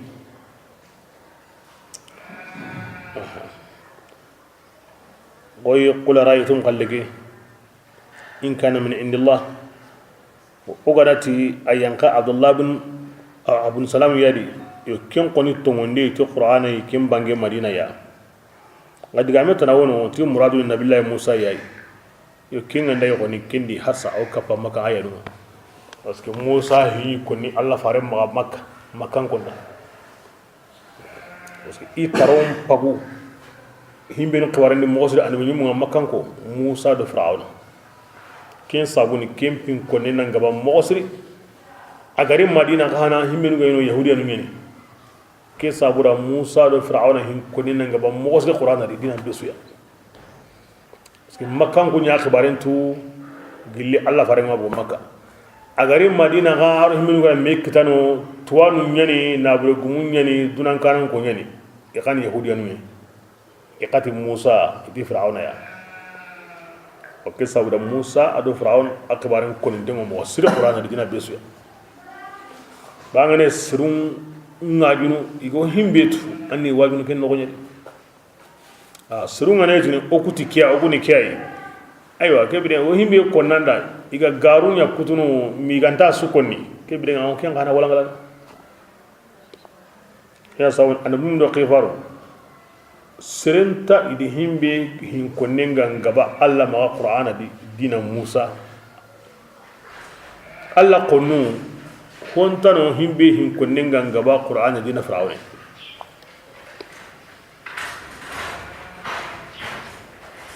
basa haraun jo bara itu indengino haraun ala garno ko be ka itu indengino bismillah آمين الله أعلم بمراده بذلك تنزيل قرآن الكتاب كتاب ينقن دنگا بكانكو أجري الله يدي الله فارم ما كتو ينقلن دي سوق قنه جيجان كتو قنه نكام نكروت قنه شيطانه أي ينقن دنگري الله يدي العزيز كوني الله يعني تغهون سنين دانnga ayani gemundi dananga kibir ara gemundi ka ina kini ke kome yayi an kunti an kini makka do taifa krisenga ay Allah ra gemundi kundo Allah na be sunnini allunga ra kundo kibir mahallami na farini Qur'an na kitabini Allah di kaman qorbani na bismillah Allah di oma tagandi kamununga ado munyinga oma hotaga kenga kamun nunyen nagandini maganda ori tagati tumunyene dankanagu nanti suruwarni aw taga honu kiten himini wo otunu tay oni bani lani moda wa ajalin itagi katabiya kenka konindemo yani taga honu nyani idi qora yesude inta dumeni kebira an ko ngara munya kamma kamunya na gawre kamunu munya nganta dumeni kenan ko dume al baqa'u lillah be dumena Allah bani ada بسم الله والذين يموا بينو كونغا كافراو موردون كونيا بالي يميا اما بكهم سمغندي يغدي غونغو تيكين هوغا كيدا مكه التي ابراسي ريتا تنغو ياسي ايمي غانسري كينيانا قل اموتني دغني مكانكو قرن كباري ان كونغو هيمبينو باتنو بالله الله تني قرن كباري ماذا قرن كباري من إنني خلقوا أغبطهون هو ركن تغا من الأرض أغمين يدي قراكو ينادي أم لهم شرك أو هو غنتي ما غمين دي تغا هو نغترني يلي كبال ما غمو أغبطهون قدغاني وا كمون يغو تغاندني كبيرنا قارنا تي كتاب ينقنديا من قبل هذا أغا ينقاك قرآن كاني أو ثارة ما غلتي أيوا باتي تغنتيا جلي تواغو باتي تغنتيا أغندني صادقين تغنتيا كبيرين عني كواني دلنا أنغتي الله تناونو الله بانه كينغرا همبي تغنين دي خرا كوينغا للبيان من كينغا ما وري كبيرين غاترني إدو الله كهونا كمونغا تغدوميوا nge munye nanki ngum ngendi angen kaman ta ko mawari Allah ndar ti khonti ado Allah ka hona kamun go taga kebira nga kengi jimen sigi ko biga bo qari aw qari yallo kitabe dumi kinnan ko mo ke qur'ana kani wa parce que dalle ngeen Allah ti asa hande bay kebira nga kempu jansigi kitabe madumi kinnan ko ke kani kebira ago himbe konni anta sikito ago kamma himbe ma sigi to o kamma kebire nga kinga ni himbe ngedan ko so ken kitentu wal maga batte to gonde ni wono khara ko yinga hana nun digan qase ma igolli qase khara ko yinga kundu himbe ga wa ko ni nandi aran ke mo Allah tanabbatu ye ko ka pa Allah aw qarta bati ken kanta o kebire nga ken wure gan himbe sa Allah ko ntari duru no ken khadi ken wure an ko ni garanto ni na o tuni hin sabati ni tukwai Allah ti walma khusrum batte fil asar kaza sahaban ti kundu tabi'un ti kundu tabi'un ti kundu kin asar ande bunyumun ti kundu kifarun ti kundu kin athar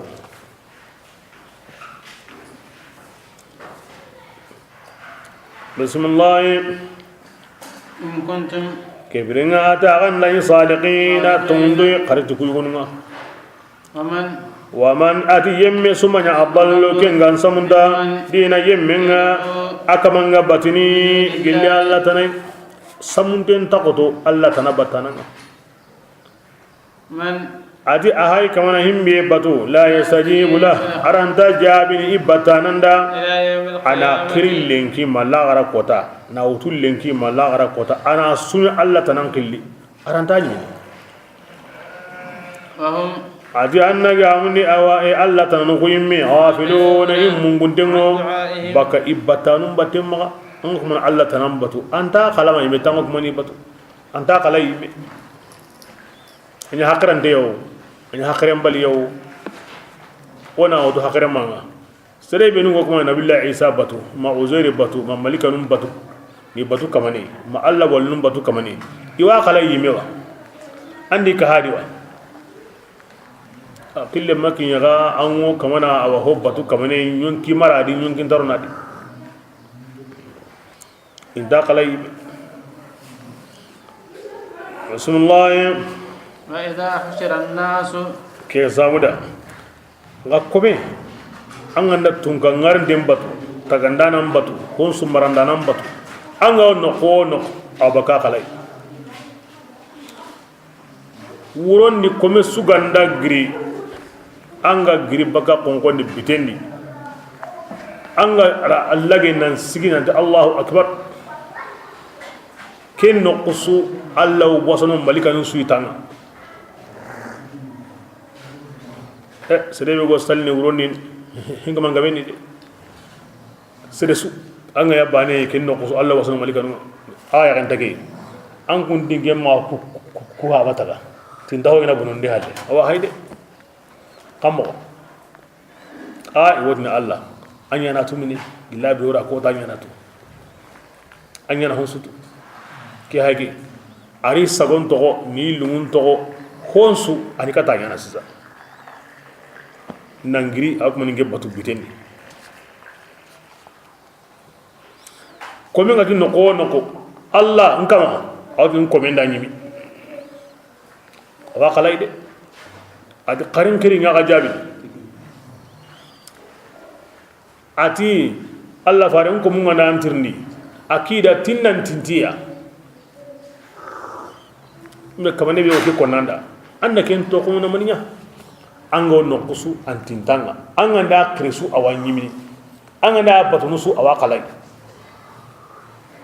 ibidanga annan kan kin kamane di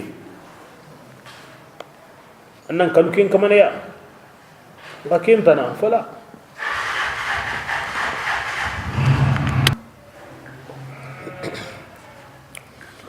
bismillah وإذا حشر الناس أتيك سابورا إندا سرون دلارا كوتانا أتي بورن مونيانا إبتا لهم إبتا نندا كنا قطيا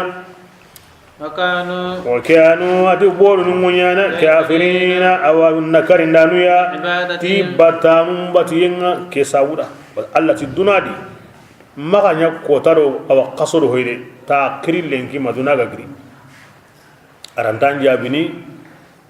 wa anta baka anta kala yimi ina sabura lagara koda iwotini alla ma kanu iyana ya'budun wa kunna an ibadatihim laghafilun alla yimayim batunu mabga siraymi kibla kem potono ken tokono bismillah inda ku ayanu qara alayhim makankum magandini ibangandengani yemunna kusagati kunga kafira wa makan konni inati qur'ana tungunda birakebe qur'ana tungungariya inati ke qur'ana kini kortenyi akore da gumbangandin himminu gasai nakabako kunga am awara makan gongotin gari tigare kutukan ngeni ara kutu yonkolanya de yani awreni go de amu benu konni intiqal min gharadin la gharadin korotin yani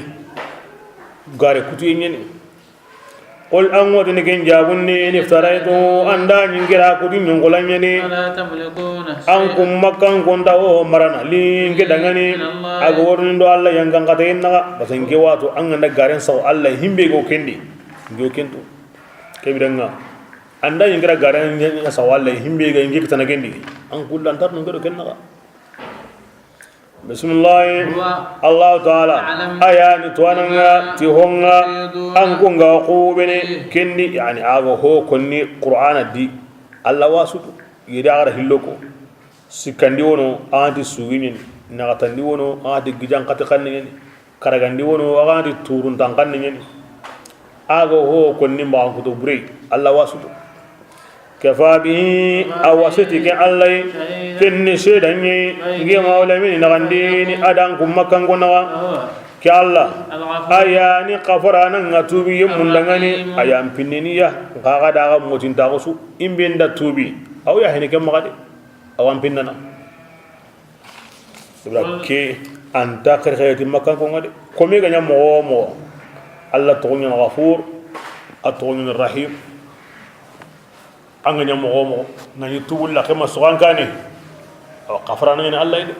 anga tubi ga aw hinni nangade bismillah qul ya rasulullah kinnadin ما كنت بدعا an kuntu annabi nyimme qifari agama sagai o makem wo ha wa hananunga arukunda bukundu adi qasime qaride nga wajunde tanawori hakre wajunde yende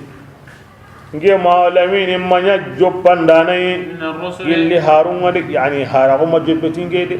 an kuntatu nanti haren gabe nyino ada ke mugude ke bange ta hanai de ke an kujuni ngi garante man sabuda kenni o makke memu ke lawnya makke memu gin kara ke lawnya ngangul lawtini aga ma harago mu hina ma mu gun kara ismaila ngun aw ken kabaranto nabila ibrahim nyuno aw ken kabaranto kun suni a kara kallenye de amma himbe men wa ma wari killa qorna pakarenda bismillah wa ma adri ma aywa tike brenga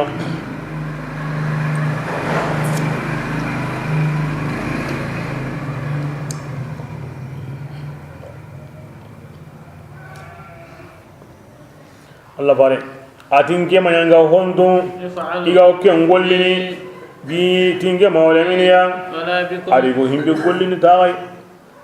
إن أتبعوا kebre an gam kewroni itana hoy gonu ki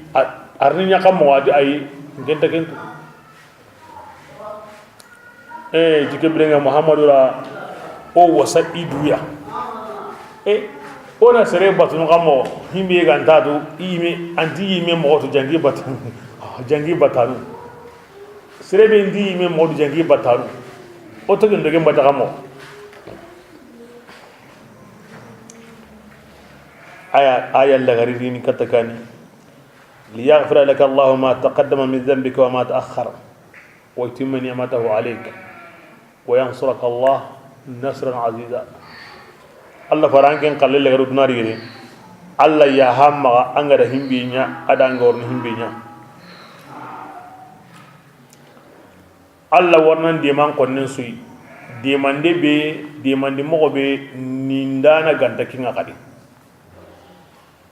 ke birengari mo on tutere duna mo tiyo mo kedi lagara mo tiyo mo kedi ya hayni lagara kallenga duna kallenni angorni kattan konnenga kata mo be aranta kata na khali kebe woni makka ayanu be hologari Allah faran konnen ko ayawutunu ti Allah faran ma ko ton konnen ni ma adri ma yufal bi wala bikum to gati Allah faran mo hontu ti Allah yimeta anta hoto ya subhanallah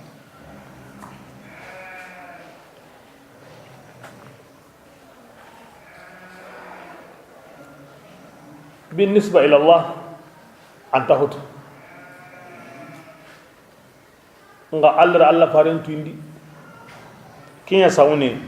ki aya ga yanga Allah gar Allah farin duna kara na Allah gara kara sahabanun ti hani an laka ya rasulullah Allah farin ngali nganda bayyana Allah laka ma yaf'al bik Allah rankin qallim mo kada falaytana sha'arna bima huwa fa'ilun bina وقوانتنا وققلين أقولني هم بيني أويا وهم دنا تودي الله فاري أن يقول دان قلنتو عندك صحابة من بيجتي الله فارين دي قلنتو وحرسا أن كنت الله فاري تندهت الله لا كوني كومي بيران الله غير كارا نادونا كارا صحابة من الله فاري وان يغالي نيكوي owa munda anke dan kallentu Allah no khana kallen ko da nga har sange mbala do na kama Allah farenta hutu taranke sumban aw sahaba munti aratu Allah dungonu maga aratu kembre aya nyanka li yudkhil al mu'minin wal mu'minat jannatin tajri min tahtiha al anhar fati hilla garu gari mu'mina yugonda mu'mina yaru iworno aljanna di kebrin annaka am islamin yagali وبشر المؤمنين بأن لهم من الله فضلا كبير الله فعل الإسلام من يغلين مؤمنون كيف فسمون تاو قريبي دعني أغري الله يكتيا كذا يبدأ يقدم غنتو إلى غرام غنتو وتكوني آية هنا نمي ينقص لما ونيم بنا nani Allah fare ndu islaminu illa garum mo makko ada mar oti makan gon firge wakati o token do sere batte kammo a sere be yimiti inti motu intan ko motu makan gon da kenya sohiya wakati na yangini hiya yi wakati har sa kenga wange mwange ndani islamiya tawo kengu tunna kengarati Allah fare nyimi ta hoto ha makan gon yingini ti digame be ya ti oro sagon kita kebira ay meri mekki tenkuto ona serenya no kanige kamo nan tokki do sere batte sere be gandi idu moto kille makki yi batanu ke wakati ken digame koni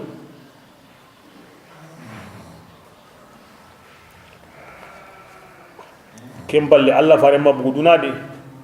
ma Allah gawa tuindini qur'ana de ay mehil ngawnyana mogobe dunaro lagara aro mu'mina ngawnyana mogobe dunaro lagara aro kahir ngawnyana mogobe dunaro lagara ijmalan wa tafsilan rasul walangala bire nyugonunga ana digamin ka humami bire nyugonunga ana besu kalle ko ni bani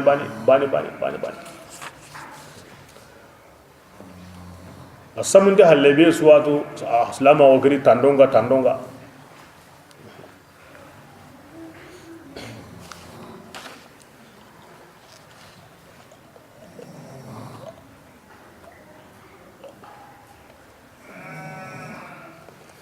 kina ko anda wututi kahirun jabi mo gambal gamin ko mo siya ko be gari Allah fara akida ngani hara umma jupinki hara umma ya mo be an ko hoto ali as an ko ngato harun deme igaranda num palaki gange ko nin ta tu ngidan ko kallen ko yana mo be ashelli kunduya كين تلطفني في الدعوة مغمغي لقرندي إما قصة قدي محمد تي وقوا حلقني بس هارون كنا نم بالك كبرنا هم بيو ينسكنا نيا أنت هارون قدي بكنا مغمغ كرندي كين كون مغني كي هارون دانجي أنكو ngatu harawo majopingi osugo himbe simana mani gara kutiye mu halakini harendi solumo ko demini ngangenta to ngidan kun kallen gore nyambobe kebiranga kin wonya alitaf bid'awa kiyo mo ni kama kebiranga kenta qotoni kama kenta hakaran dolul la to limi aw kunti dolimi digamen kon mogondi aram kan kon mogondi wol digame ko yira ngam makkan ko la danyeni serebe an sunta himbe haka kille makkin an yugonni keme suga nagiri wo jallintay amma wari aya ngari darura ko Allah gati antum wa ma ta'buduna hasbu jahannam an kunda gabbati hon suka humande asun jahannama suanga ay toro ite muhammadu keta koni ay mira ime jogi sade malika no batini annabi nyum ngo batini kifaru ngo batini agati marima beni siddiqatu ngo kesu bati kamani kebira kunga nabi ko hanaro bornum biye ngo tongoni nodi wanda wari allati ansirun koni make koni illa jadalan digan kambu ine digan futi mbana lida kembali wara mo kanen wuretu allati antum wama amatu waman kibira maw arabu kanni himbe ga jaga hakrandi ko gara hobbatu nyunki gantadi hakare gantadi aso me ni jahannaba nga hakrando benu gabbati nani mayya mari yinya imadu ngetai kun takendadi kun wallatu no jahannaba har ndakane muko an ken shahidu nga nan dimmakan ko diga no suwanda koni iwa baki koni mo serendi na builla muriyindi wa munana Allah farin choroti ime diga menga na nyaka kellan tanya yo ankin be tan islam ya musalla ngo sumun anna kun diganda mutu tangu Allah farenda anyoro ni tikin ha shahu Allah farenda sunu tanki ni walle mawda kengo sere yagala ido Allah farenda mbana wal ma wiure ken dar jannati memuko mutlaqan ayyan kan kengana sam dambe su arjannati mi antamu ko ngir Allah farenda mbana wal ma Allah farenda ngewre kenga nya sere hakarlanga arjannati mi antamu ko bismillah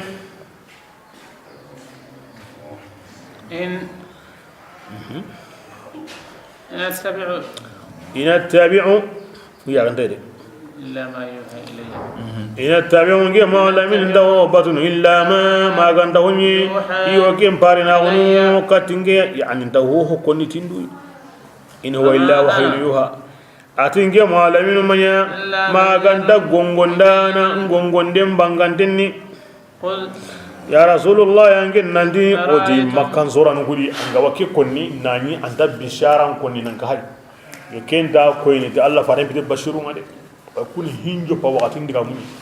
anga ba gongonden konni kendi dina nyagal nden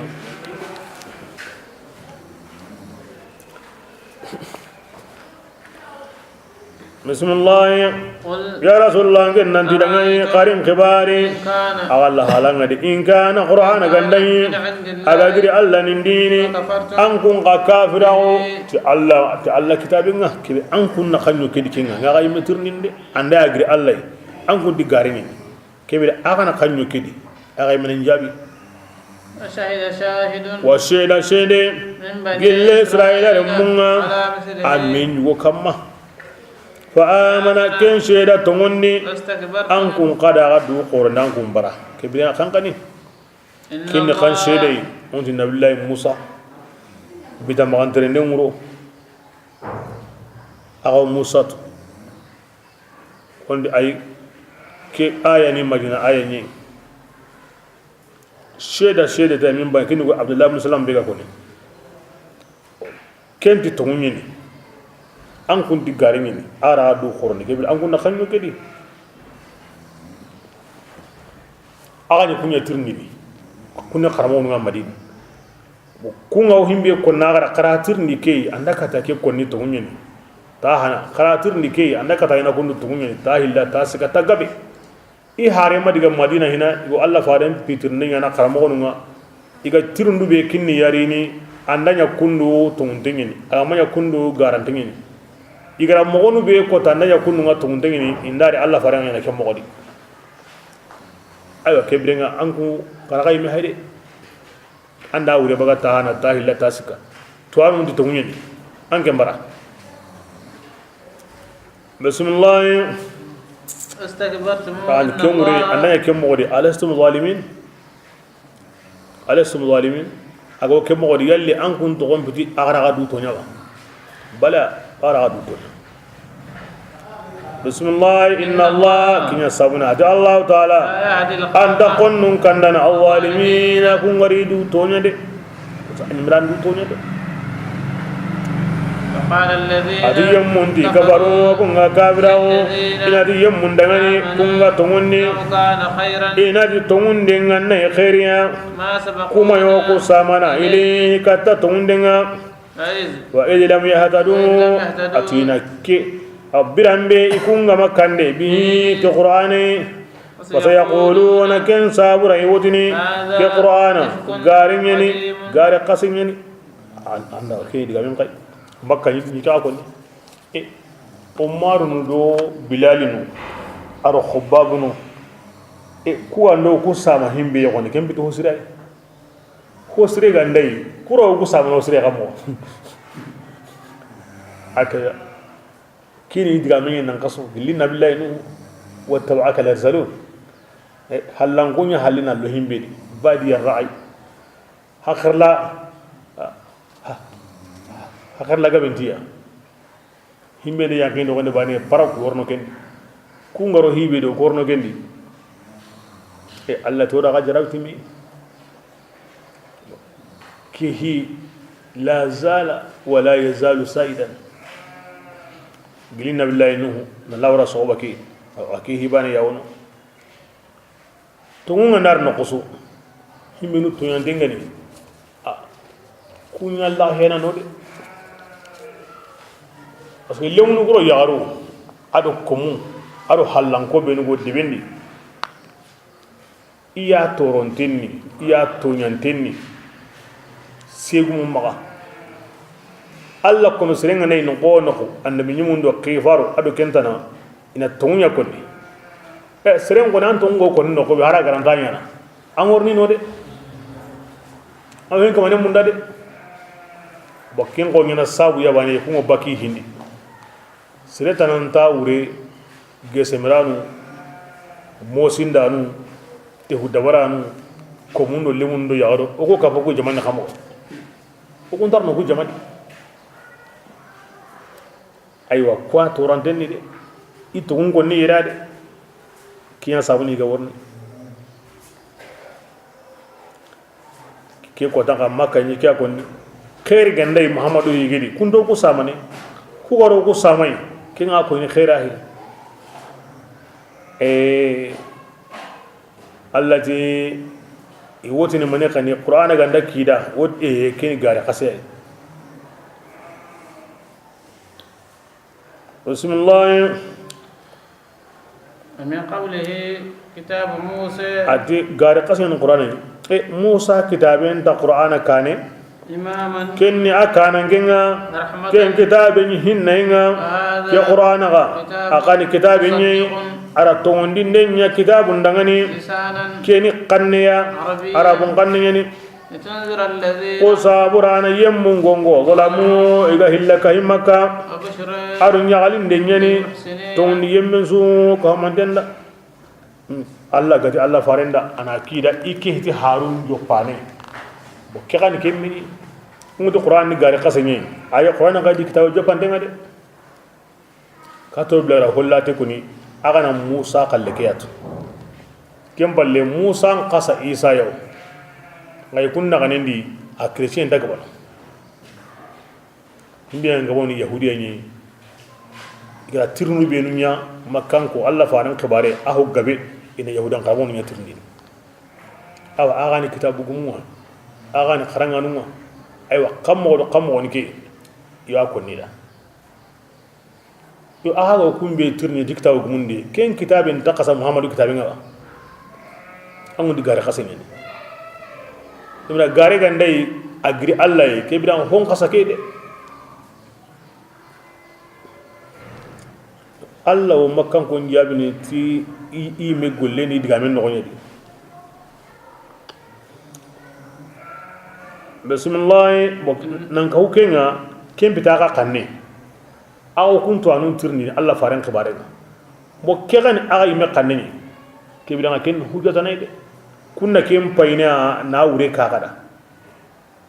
o kero himbe ko ni aga ime wa muko kibran ken huda tana ga kamade bismillah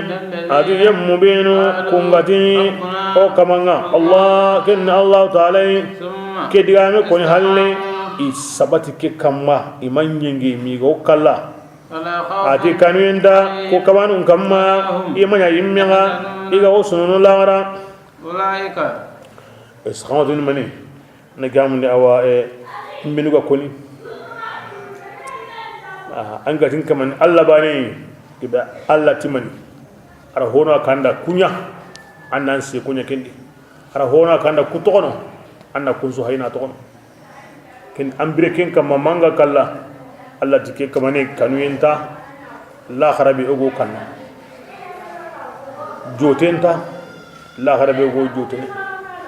walba kanuyenti kama daro akoti ikarante malika ngorni nyagalindi ma kanu am palleda joten dallagara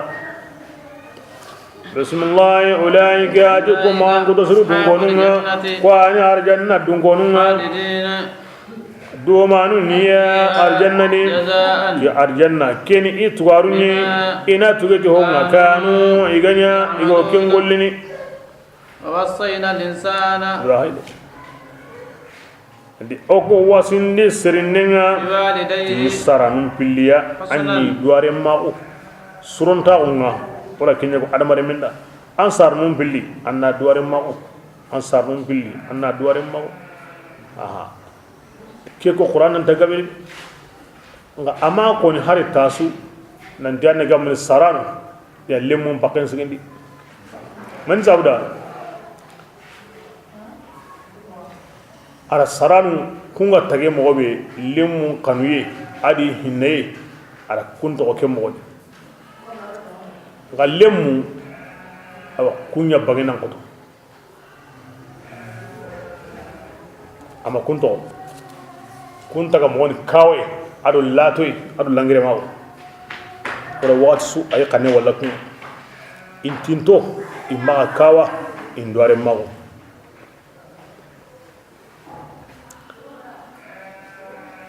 ngalla faring to yikanne wala saranu na lem pakin kida حملته أمه anta wo gille an wo sere wajunu to himbe gawa hinnandi ay mego himbe to an le kon kon serenda anna killi ke mo yadi aramare mi amada no ngoto كرها naqiye ali qotoy ووضعته agra sara qari كرها aka qotoy ngadi وحمله seren no ngoto wucenga أفصاله ado ahada wucenga 30 tanjike شهرا yani akaso tanjike akaso kebe no nguce ado hatane nguce tanjike kaso no umpolore kasu tummi kebirenga tampil lendo kasu nagati kinnya sugunde nguce gabenga no ngana ya kasu kabiya kebirenga tampil len awakeni an no nguce tampil lendo bane kinnya ken kamanen no nguce asugunde nguce gilenga no ngana ya kasu tamido bane ya kasu tamiya hakala no ngana buwadi aga to haqebe ya kenni ken kamanen sugunde nguce latenga dura sugunde nguce late yo me sogini tin no hana nguce latenga ire sharia gumundi takello re fiqh gum lem mando haben ngama me kita lem patandim pindi o tirnde nyana an no nguce nyamani me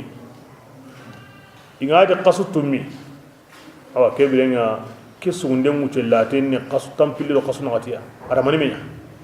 ama kemba ga hina awa kebirenga ma me kita de koni aw alla kallendu ngama ndaki ken koni yaza kebira keta o hatene keta nda hatene o ganda tirne nyanda ko na ken timme awa kebirenga lemme koni toraga ntadi aw hatene kite worni kemba ngana me ren na koy adama men natu anda ke wuciye suka mandenya an tokkinten an pinsuna ma baane angara himbe nya no wondi abane alikin sare mpakati abane alikin sugunde ke wuce abane alikin an soron go be na tanka mai an ga tuntan terenya ni an dogotoron ni an saw terenya ni an jorenya ni atanka arsaranum billiko me ke bane gara kota be wari ara ken qahna ko ya sabu sahaban Allah farantin sallallahu alaihi wasallam madim paba ke birenga kon koto koy Allah faranta da amma ati qari atamma ke ngana bono amma tasiko na tandi ke bila atampawa ba Allah yimeda kota yusikiya ko no nguce sare mbakati jalandi aro kombo suge nguce abane gara kulli kusiki be wutude Allah faran qara kun sikya ko sahabanda aral likke mutu nan tampe ngari monu sikki amba wandar bane tuken ken sabura aya an qaba qotona maga qoto monu sikki di dinan bawai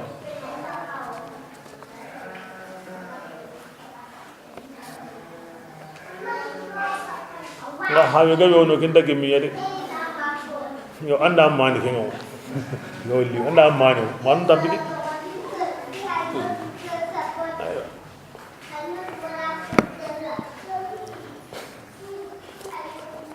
bismillah حتى magir ke mo wadi ma birambi abre إذا بلغ ma aga kimine أشده isembe qotenga tanjiki arsino siki ma tanjike sine wa balanga hayga kinyeke nogonni tanagati asineya قال kebirenga allah ko manan sehbe suda me fi dimuni as-siddiq radiyallahu anhu akma digamen koy besuya nga ko mana nogodi aba siddiq radiyallahu anhu kim masalam mana nogoni bismillah qala ati yemme gedi ربي atin kama أوزعني nganya gana ninge to agudunni nanka ana shukran nanka takufanni anne manga anne mambe angara kenne man kamma وعلى والدي ado aywa angara kenne min saranum filli kamma kinni man allah balina o وأن أعمل annin to agudunni nanka tagollini golle posrenga golle be annakamundi angodu gene kinga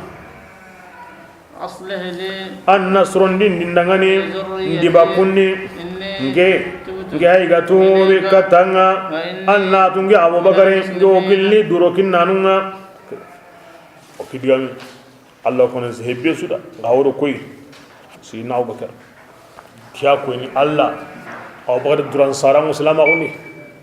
aduran daron ta ummo atago hunun kama maga na aya ni woroti gilli agawi ma nogondi angarin tawu abati mo agara duwaw be nya alla agara duwaw be jabada basana abu radhiyallahu anhu na to sino tamido seggu kinna alla fare mo tambilde sini alla fare nan qasa iti sino hilya hamza to kan qasa alla fare kan iti sino hilya abaro allah fare ikka hujja gundedi nan bo makka iwara sham digamen kutengiledi iga yankan no kobe e fanga wono allah fare ngata ko fa kasra humure abu bakari ila allah fare to ko tawono kresien go wono kresien karam go nyen adiga tirni dinan pinga awa nasaran garamo ke da dangane atin yugo be hayga tawo fansira humure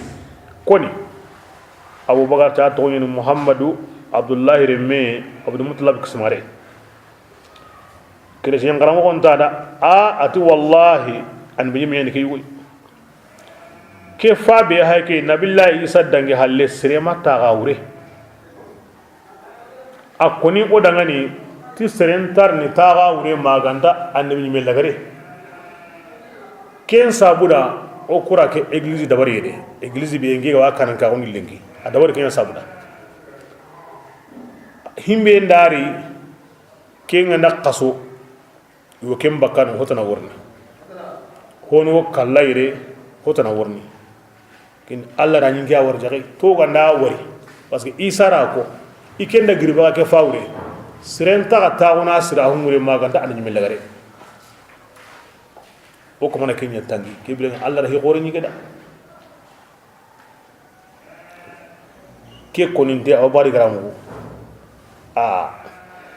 ati wanga konanda kyani animi melagarenga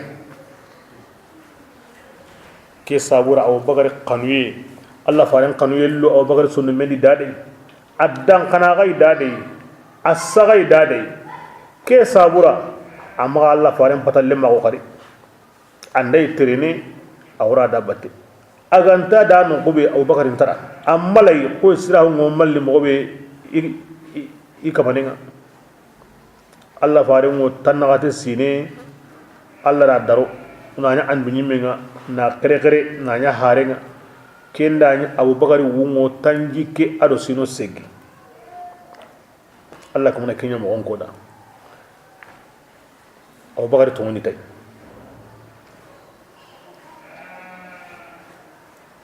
kem bagadien abubakar ka to woni tay ba himbe ga ko abubakar ra gilla sinen tamundo segu lenga wumo tangi kedo segu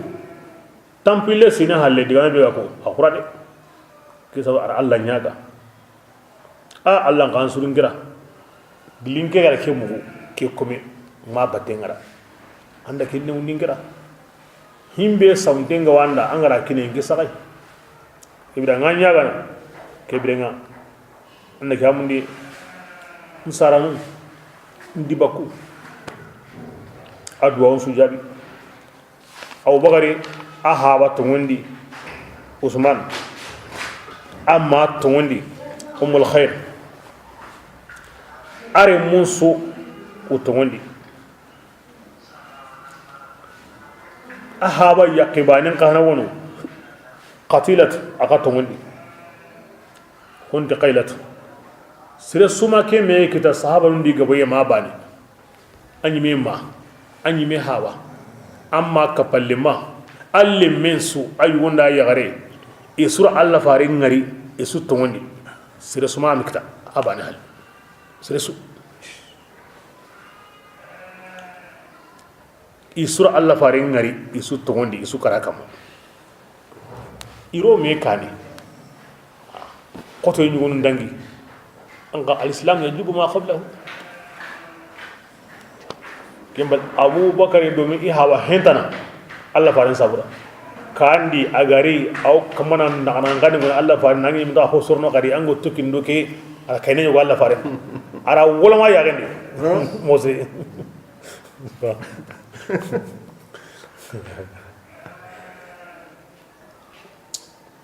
ohodi kota on ma badri kata mpakarantadi are men ngodo kayir numbati ati Allah fare da'ani akun fi radqati al-ula sigi keni tahanani islam ko ajulgo keni me guso hane sigi nge ngarabi nkiani le meke gemmi Allah fare la abuka mati'na bi nafsika Allah fare ngato anda buga wakali anda bugu le meke wakali awatu Allah ratu inde mati'na bi nafsika bi hadha al-ibara kidiga me sawra ora tu nande Allah ratu inde sigi ono dalu o sigi ona o dulu lalu mota angar tawo ke wuren woni angana bu angar tawo nyimi ke wan kalli ko mana warno tubi wor sirwa ara hoso Allah fare madu ngambu ke wuren ara kanu ini ari hawa henda Allah farenda ara kanu ini re min kare Allah farenda ala kulli hal isu to ngondi sire ma kekita sire su sahaban abani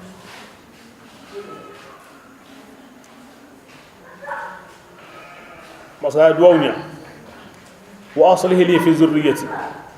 Allah nganya gana annin diba kon surandinda fa kulluhum aman ibra Allah kuma mo gobe ko sire aganda Allah ga moda onu hakada to gadi daiman kuma surgunda duwaunya iwanya ni yimeda iwanya ni haleda iwanya ni yimeda iwanya ni haleda sire maga duwawon kampenda ambane kempiti Allah kuma surun jukuma ana khairi bi mundu amundu anyimi adam palleda khairi mundu anyimi adam palleda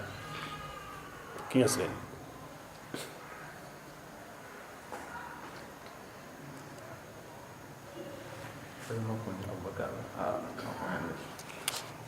bismillah ulaika ati kwani mangu tasirunga yemmu benu alla ga origandini bakki ya hasana ma hom posrenga igara kengolli alla wo yampene bakai hoburemma ko arjanna dun konunni keni tomunyina ye tomunyina be kanu iganya igawo inina kenga wanda wari kibra ken abubakar ibn arun kutiyenga alla hagra alla gara khako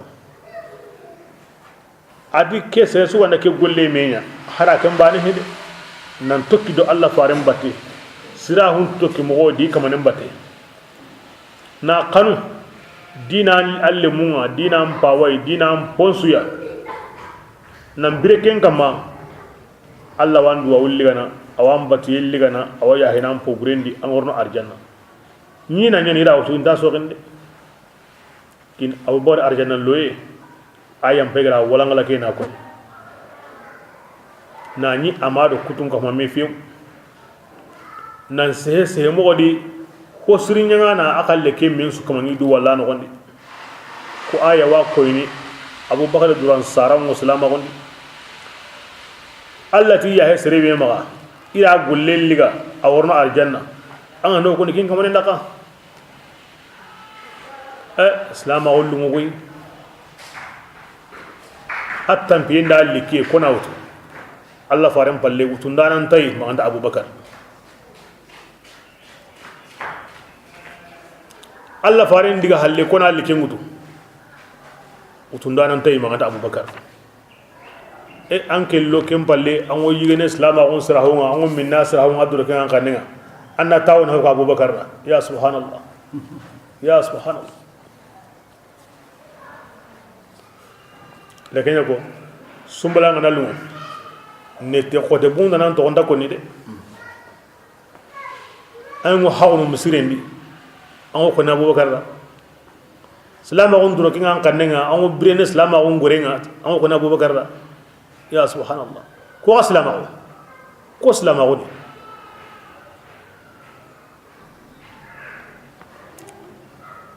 okay modi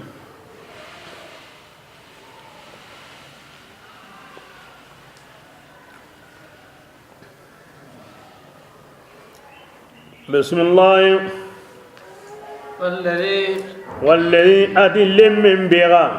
كل من قدي إسرانم باللي دغني أتي موتيرو بونيو أنكم باللي دغني يلي أنكم باللي ونجي بغبغنا نانتينجي وبكا قبرني أتي جمان دنگي نجي كاني كون كرا كوما وندي أنكم نينجي بغبغا تينغنا كراتينغو بكا أوفين لكما بسم الله وهما أدل سارنو كهلي إيو الله تعالى ورغي هوا مندونو نانتي الله ورمك ورغي هوا كو كم بالله أتاكم بنو أما سو وندينغا الله وانيا غنا أنو رمك ديما wotin lemmenda ampalaki yengo tongondi ti wundindenga anna to Allah nyinanga awa tongunyeni lemme ngotini saranu kudangani arange wundinde manya maganta hananu ngarinyi ulaika ati kulli ma kuto burqa himbe saranu go khairi munduni da yo tongonde munduni da yo kande munduni da ibrantemo yu Allah nyaga nanda ango balla ango jidina kannu kotowiya angi kutana anta ga diga mugun garunye nganda sakake ati kwani lemma an kuto buru lemmu benu haqqali qawlu yangan qada ense nga wajibi ikamma kappa jamai kin jamanu gadangi ikane gilli jinnan jama burenga aro seren jama burenga ke jama bure kanu inya Allah to agunde khasirina inya kasarantum Allah la dan yaniki anda len siren ko adu sarana sire aywa aw hobure ngana ko in Allah la dan anda tongunden ko aw ka hira on ko anda siren ko aw hobure ko lemme be ga so ara ken ko wa abubakar asren kinye amai akinya habai akinya ma kapalle mo akinya re musuya a ken len sire de kira tu imari no mutu nan tampiya ni sara nan tampiya ni sugun nan tampiya kiya lensri lemme tarawono fil muqabil lemme suntaku yani lemme ni andu kenche mando haben yasreni yo honsu lamur ni remenda tantongondi aw balla yo alla nyaga nara aw de kharadu ko lahya aran ki hakarla kem motin denyen ke burenyen awotini kene hanan danga mani antar ni khalle kedi kebrenga tukun ser nambu yanga ngate en kiliman wajibi kun kam inta dungene abane he serenga be wono jinna ngabe wono Allah ti worno jahannaba akapa kuni mungkin Allah la dañu qur'an nan tango kinyana Abu Bakari di remenga ay aywa qaida mo ki hinkutana digam pana أولئك الذين حق عليهم القول كما كوني سري حقر هنا تونيو وقد أبو بكر دي كورين ستوني ara duwa nya imme ara Allah nyaga aslih li fi zurriyati Allah ndiba ken surondinda Allah tira duwa unjabi kebrenga Allah na adwa unjabi Allah ntilan tikarete yang ngaten kiliman wajibi adwa ken yugo kamma kida Qur'an khairin keta anda hom posrenko ana hobrenko aw bakar ya lemme ana hankinye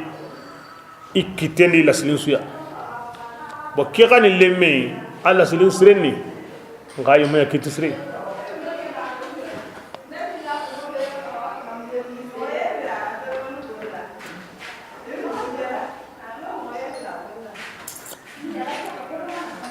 waga nasi koron dinga benya wadi manan ga benya wadi hayne ga benya nadi nuktan ga benya nadi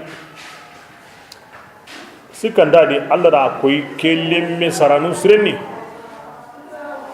sikanda di ara koy kelemme maso anta sorni kya ko ni saranu soroye bugu koten soroye anna heneti mani tonguni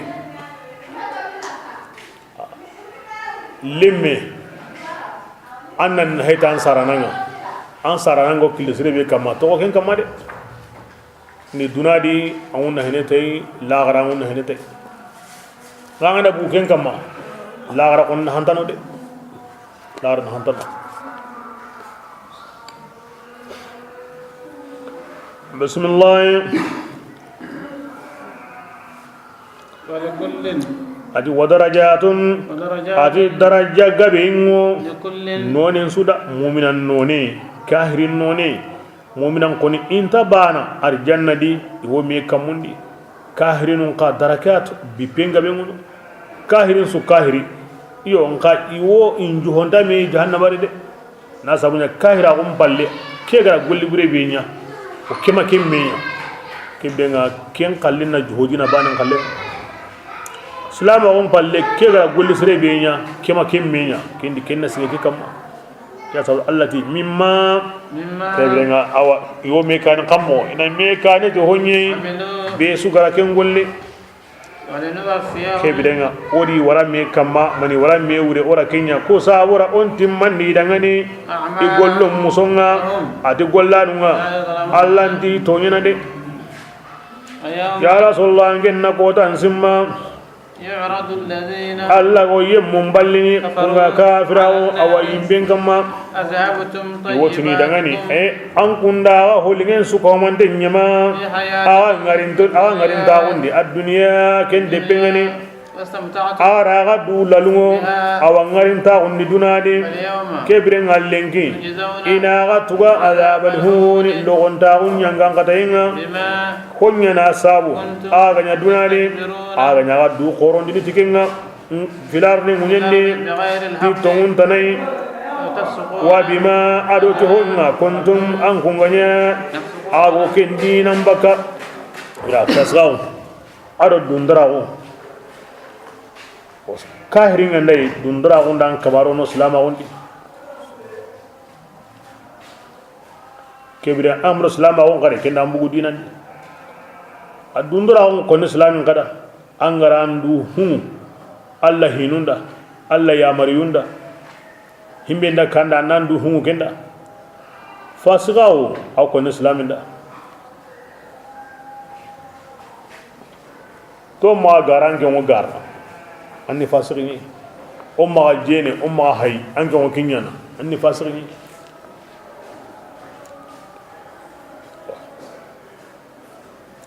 Allah wotini gaarna agara lungen sunya madunadi wallenge goni anyime lungen ta no gari o kahiri har gindai gilaga sare amasaha gilaga sare amakiti gilaga sare amal ahya lagara ko tanga himbe gono ani lunga nyedi tunadi ay lunga nyedi tunadi parce que Allah farande Muhammad sallallahu alaihi wasallam ati dunani mu'minan kasonye kahiri arjannan kanye mu'minan ga gilaga sare ama wote wari ama kori wari ama tampiye wari abreke mogodi himbe ga wada arjana ndakeno awtini jaajani kasoni debe arjana ni mundu honga de yimbe ni wuru honga de bismillah في الأرض بغير واذكر يا رسول الله أنجنا سمي أخا عاد عادران كون يكون غادي كن كوي هود كم بين كون غادي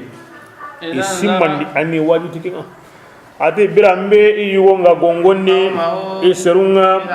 senkolin singan nokunga holinga nyugani aw yaman ikanu mino hudu hawatun abdullah ibn rabah suratu hudi kena yimmi suranga akibaran ko dikenna walangala akin arabunye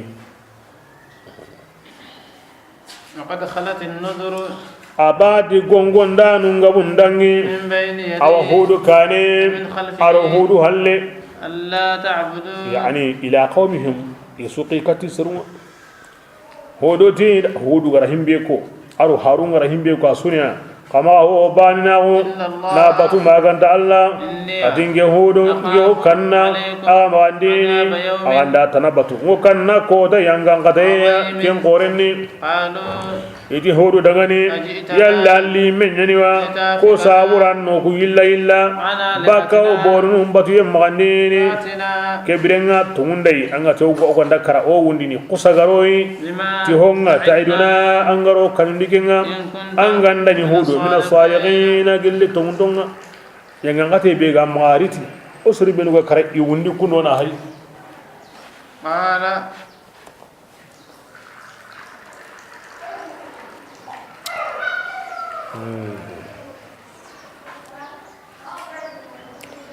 بسم الله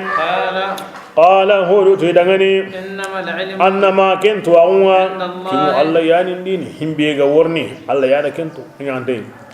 الله فارنا كما ما هو سواني ما ادري ما يفعل بي ولا بكم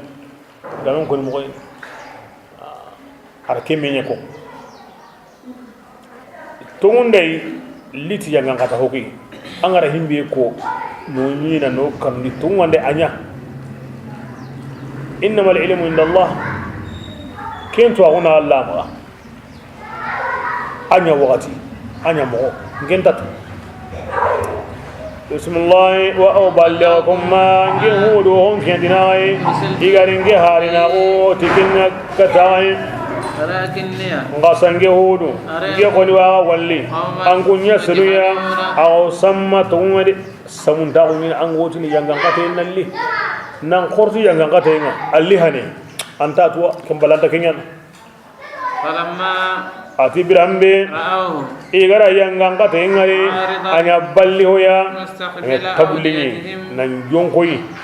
i waralla ken jonkoyi dingiranga yesu ko mandendi ke hayge keni tabulle ballindenga arini kammin yakini hoya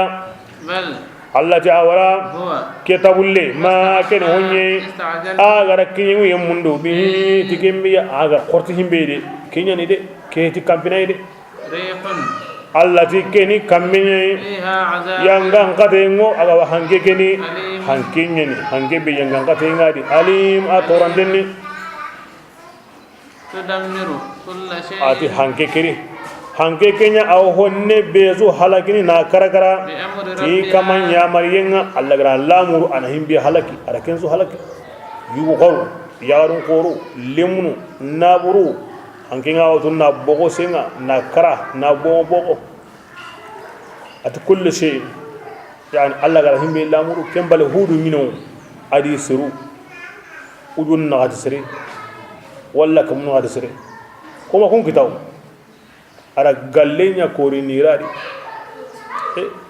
Allah ti hangebe o honsu karna na bo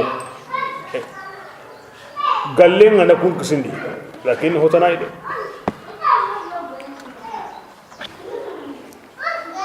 bismillah wa asbahu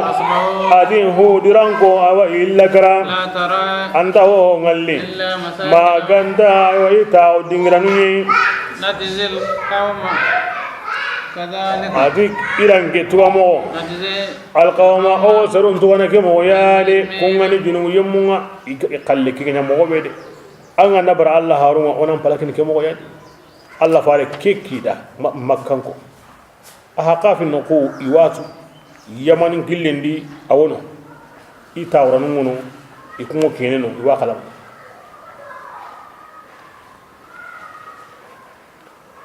ولقد مكناهم الله دي أقول أما كان كم مغهبني فيما أيوة هوني إن مكناكم ولقد مكناهم الذي أيوة أقول هود سرو ولكم مغهبني فيما هوندي إن مكناكم وبانكم مكان كم مغهبني أيوة كم ميدي دي ورا سمبي بكنيا ننابري بكنيا نباتي بكنيا نوو بكنيا مكان كم كم مكان كم دي an kunni mani idi kuudi kani mani Allah farendi ora kenya ikun sembentui kuudira e manno kontondini ko nyanan kullahu doy Allah faren mi khorenda bismillah وجعلنا سمعا oda aywa kebirenga awakenda ko serenda an simmene maniya gannin ko nyenki ito a umma koro I hakare ma koro an simine genye sere kurumba an ane ganninge mo on ko nada a simine genye tana serum bidugo yo inda hoga beto kenda yi serum magoto hina ai hayan jabi ne genye adi oda awa mukenya idangani لا وسمع وأبصار ora ngallunya idangani ora sondo munyina yani anta qoti hakare de ai anda ho walli tam pakarenga nan kotiya an sonne men do famu anan kotiya ibatum bremani har lenki an na kunya sereni I kombe sigi mogo I sogo mogo igra duna taga mogo be har sanka mana kenya sere ya garen goreni de fama aghna سمعهم itarum manahe imagandini ingallum manahe magandini isonnum manahe harbane إذ كانوا nasabunya ikunya iganna karinini jalla ayanunga kibringa kome angara tuyi mogomo anga goti mogomo anga wari mogomo anga muyi mogomo tokido alla kallem balle anga de kinyani anga lunda naha amukunda naha an sondo men naha anga matukido kinga ama harbani suranda bismillah wa haqadhum ma hum bayga yanqatiya kanu iganya igawmine tikinga yani idan ketwa gore nga igama himberi ga laqi iga nginyi kin alla ayanu binu ga hudu ma wa kenya ni takembondi fadhalika aridakum لقد هلكنا ما abadi awrahum palagi makango kenga angun tatenga awagilli debunga de angna samudran kompai adran kompai lutran kompai kusun tinta makai makango ngoku kebarantu ahlu makkah ala diraya wa basara minhum yokutu mosri وصرفنا الآيات وقد آيانون إلا أو سين مكان قوما يرجعون إنا ساقب بكا أو هلك بني فلولا نصرهم الذين كبرنا يقني كمان هو يوابطو دي جندي كوتنا باتينغ ونهن الله هلي أيوة يقني كمان هو يوابطو دي الله تكي سابودا ماني سابورا يمونغمي نها اتخذوا إغركم بطو من دون الله ألا تني قربانا نكون يتنتم من دويا ومن بورن من السابورا إغركو بينو بطو ni yattinto mundu honga kata Allah bornu ngani kunga mani sabuda kunga minaha kebra gindai Allah tanangan awa ibatanan naha gindai na hotara batu kamane na tinto mundu Allah itikenga gindai kenga usrena hana yanga ngata ingari ini de mana bal awara ballu isuka mande manranka baka ibatanwa فذلك وكي قطع وقتين دي كيف بالله هون عندي خسرنا قطع باتين يعني nga khotam pagati halake ni membu amaka tawsorno ni kinga ko nan tawsorno ida makango karatu de kusu bod ni maka aga ni kebe konni Allah fare ne kan kemme nya konni de oni batuna ina o kanyo den don oni batuna ina tin don di Allah di kuy meñi kemme nya konni halaki en pagati manni ga maka tawsorno kanyo ne ronde ndi bismillah وذلك adike bilenga bori num batuye kamani ado tinto e mundu hoya إفكهم keni bori mbatanu ngarinye وما كانوا ado honyeni yaftaruna igo ken garan kudum bori hiti kamani garinye bori nta kometi no din Allah garinye bori landa Allah kanjono ibatananda garinye aranta angara ho batu Allah tanake to woni bori nanya kamani aranta بسم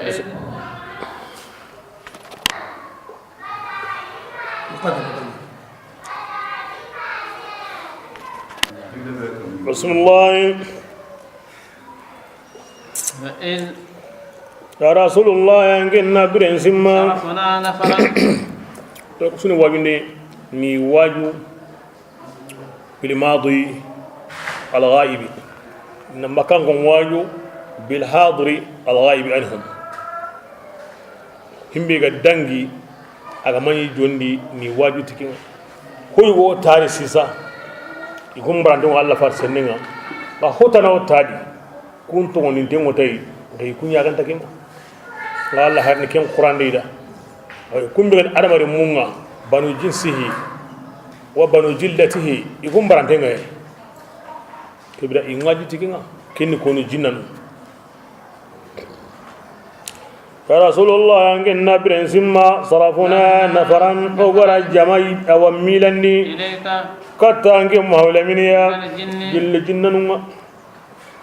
يستمعون كل جنن ورني وترنجني قرآن قرآننا فلما أتبرمبي حضروه جنن قوة حضر قرآن قرآننا إتمي دعاني أنصتوا أكور أغان ترنجي أو من هم بيموندو أهيكي فلما أتبرمبي فارسن نغتلا إقرانينا ولوا جنانو كو حلا كوي إدغا كاتا إسرونغا إدغي خا غونغو يهوديا ني كو جنانو يا بسم الله إتي إدغا مندي جنانو دا إتي يا أو سرو أغانا تو كويني ودا كتابي مغو إلى كين كتابي ينقني موسى هل مصدقا إما إيسا كوني may yahudiya masaw isa musa hal edi kitabe keni tongondi ndane ko dangani himbinu gaddangi akane tawreta ara tongondi ke kitabe o itringandana kandana katta tonga ana kanda katta killeya ken telemundengani edi yaw sero an kunna jabini alla qirindana mawlaminiya فآمنوا an tongondi ti alla banina unga يغفر لكم anda kenya alla na kafare aga dangani ذنوبكم aga junubun su ko mantenga dil bayan kin ande kahiriya ana suyaha min ki galit tab'id ana islamiya ana junubun go yaha ana golli bure binya ana tubi kinga ana kenya ana wotananya ana tubi kinga ana kenya ngo hayni ngo dulo minni ke birenga anda dulo minni ke konin tubi kenga ayo aw kenya hana langa ma haye illa gawra anda kenya hana de amin ki amal bayan aw kinni kahirin tubi li tab'id lakin islamin tubi manni ana ronga den mo sirki alla qalinga nyimi ko mo galle manyimi de ko mo pakenga siringa angana tubin ta minya na ndara ke wara nimisadi alla qalle nyimi la ko mo pakenga no sirebe bati ken qalle bani halle anna ken kamane anna wasay mundu na me tuba abo sorno mo be anda kamana ngema di kem mo di mo ganta kenga antan kem maga akamanen mabuga sera ma akamanen taka hinna ma anta no ku yimetu awam maga anta mo to anga wanyana a haqiqi sadaqa aganta maga mo dambe sudi anta kaman no kutu nganda maga yimega kibire nga yahe munde nya kamanda to Allah yahe hulani maga ngira kinyi akonta surna bada anda kamanen ngama yaga bundi maga anya yaga bundi mo no hilibe ngara ken koni na kai meda ingana qoto anna tugai ingana qoto anna tuga sirunga ingana qoto anna sadaqa ingana qoto ba qoto zuri mo kebrenga anda Allah nya haba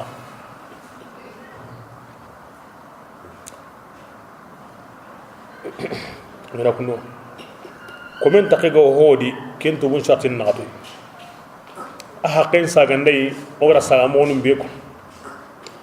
Allah kallen nimisadi ndara ke waran tagamina himbe ne Allah haqqin baneya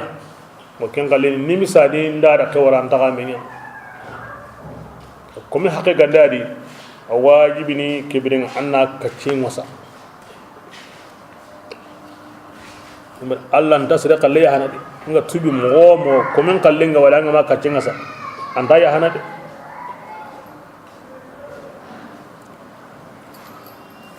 بسم الله ويجركم كبرنا عندك تمني كي قرين دانا دا الله واكسنني اللي ينغان قتيا كين تورانتني الجنان تقاري اتيم بي كين ما جابني الله قرين دانا كي كين مولمين يا كين جناناتو إكمانيا بمعجزين إيغو الله كانينا أو إيغو ميندي دي نانتينكني جنان لو هيري نانا الله تنكتنا أنا كنت أمين بكدي دي وليس أولياء أتي ديمان دانا منيا جابين بالين دغني كينغني الله تعالى تناي أولئك أتي جابين بالين نكو يكون وسمدي أبا بانغانتني نوري وكني كنا ندغا مينا إنيا حلي نا قرآن ترنغا إدغا كيا كوني إسروندا جنانو لعلمون تي هو غودي أسويدي أورنا آية باني كنا طرائق قددا أكو جنانو الله فارل لي ينكاني وقا كيلونغا بني يسانقنتين هو غودي diga mo bure asu mengidi ho ga wodi diga mo sre asu mengudi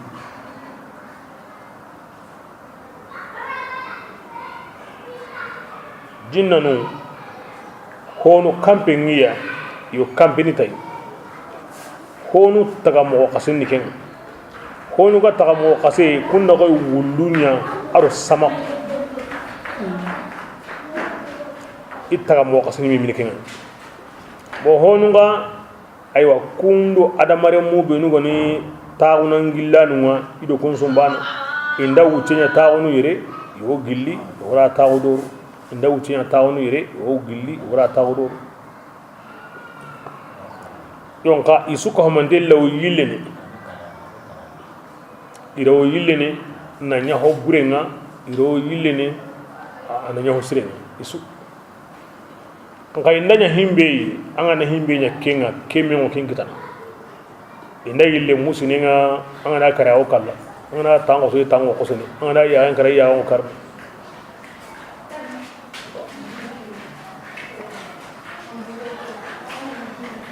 iro nya na hosu inda akkalu yille himbe o nyane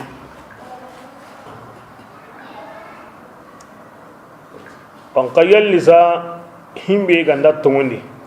la gara ke warna kamo o tonda meso gadi hono di igama tongondi I worno yimbendi rinda tongondi bo kebre interno yimbendi inyana mani iwonyana sejuranga kini Abu Hanifa madhhabinga adu ليس المذهب قصد من يواي أما أو مذهبي أو كور كسكي كون قنتي إن دا تغندي يقورن الجنة iwo minni iwo yigene iwo dagam iqat aw khan nuqun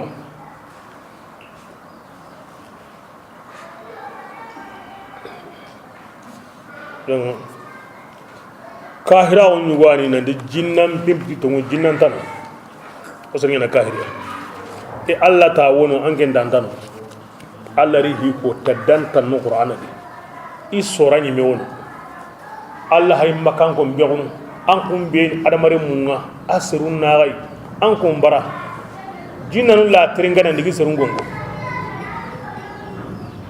kibra alla gati himbe wona ngati kenta do on na kahiri de jinnanu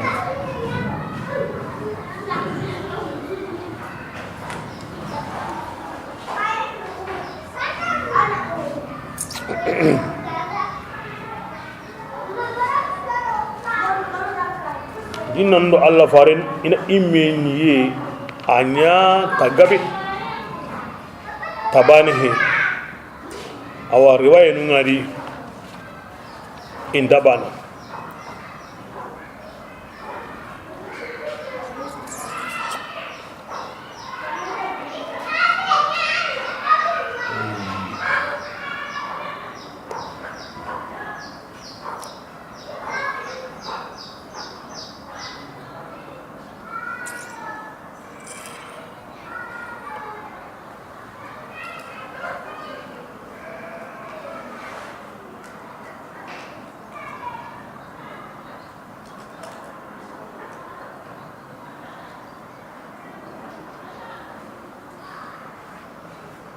Allah faren sagande baka taifa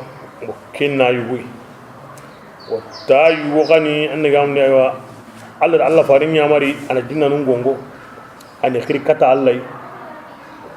keni Allah faren karante yo kuma na mundu ira wari wata yugo ga Allah da Allah faren yamari ani gongo ani khiri ken tan kawno kemo hadisun no gondi Allah da awa honu ruti illi teringe inda sage ini surun gongo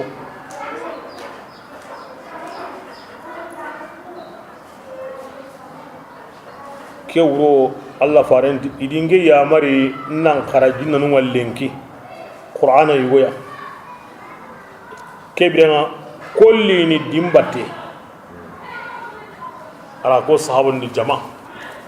Abdullahi wa konda bin Mas'ud atagara ko di besuru yongolam bi hindi onde kata serunwa onde kata jinanwa besuru yongolam bi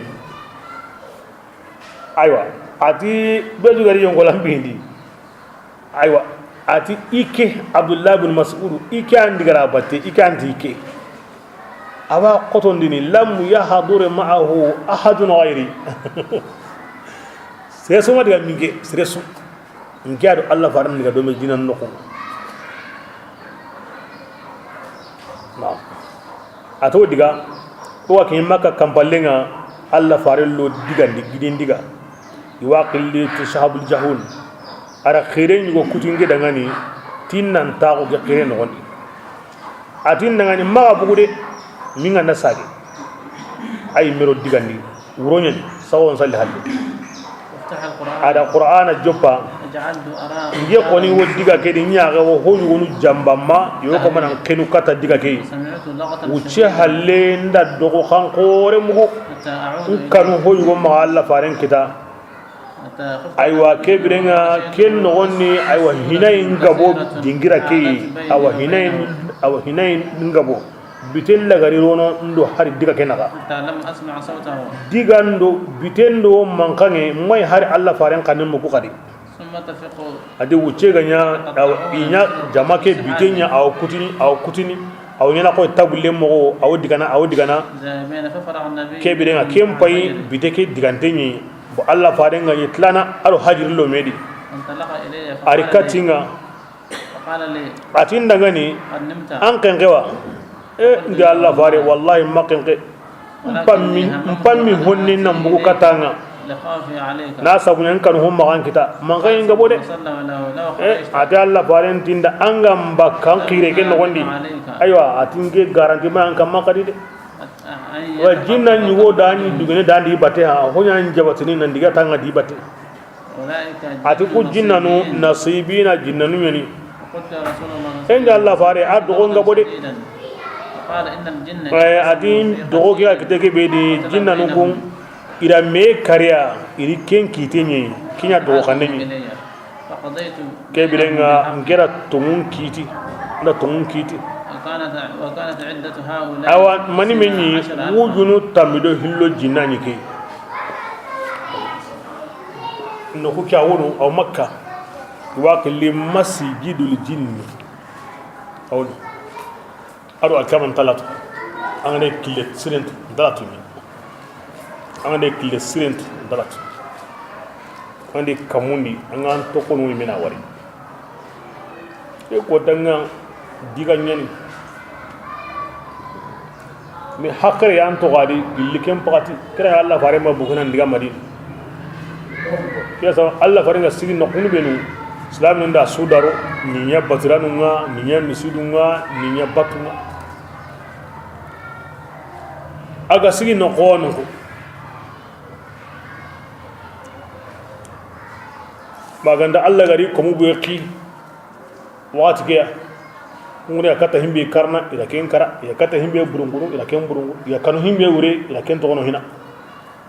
ken miside Allah rake bunda Allah asiringa hina ila kid dabari na sondi adda ko nan taganjeni awon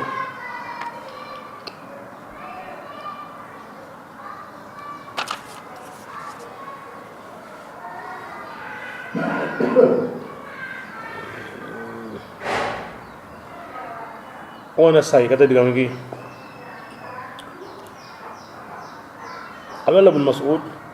ati Allah farinda qiri wa qiri tin tagadi man sawra qirin qirni Allah farindi terle mango do man na ken kitan anda qare han Allah ina diga indi qiri gani Allah yugo la kullu hada min babi tasabbubi shine sabu dabare ni sabu makabe sabu lanta hoda sabu kamar yana honda bar ken di tara kiren go kiren kiren mani aro ngena Abdullah ibn Mas'ud wa to ma ko da aro ngena kay mi antat ibn qiri honsu rantanya nangin go kent anganta himbe to ken so qaranta na tiken sirehe fa khatta li khatta aro yana ken ngatu gamanda gama koda korban galle hewo aro yana antatu manna Allah farenga makada harsa korban galle he dula khiri hon suranta wajibi he anken nasu anganta himbe to ka ken su burehe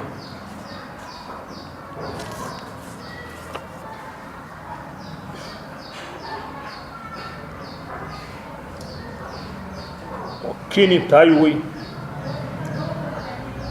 ana siwa ko ni gari Allah fanan khidman dana parce que ku sebe ganda tokkido Allah faran batte ko yisrahu ku menu nyana kenya jondi jinnan kibaru ana sigani himbe be suwatu sino tammi adu Allah faran batte mo gondam ben sudi ana sigati ngedo Allah sallallahu alaihi wasallam ko dai oni madina kamballenga mo qasay ni wahay do ko nga maga akusa ga bugu qurayni o ya ga mayede akusa ga bugu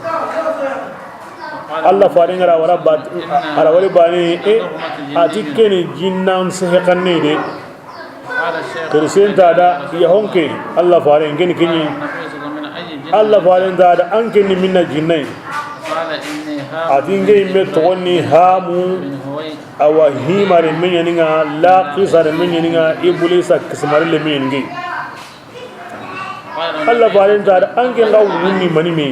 asanke ni iblisa kismare le men anke ngunga be ni de aja Allah faare ati duna yimme tare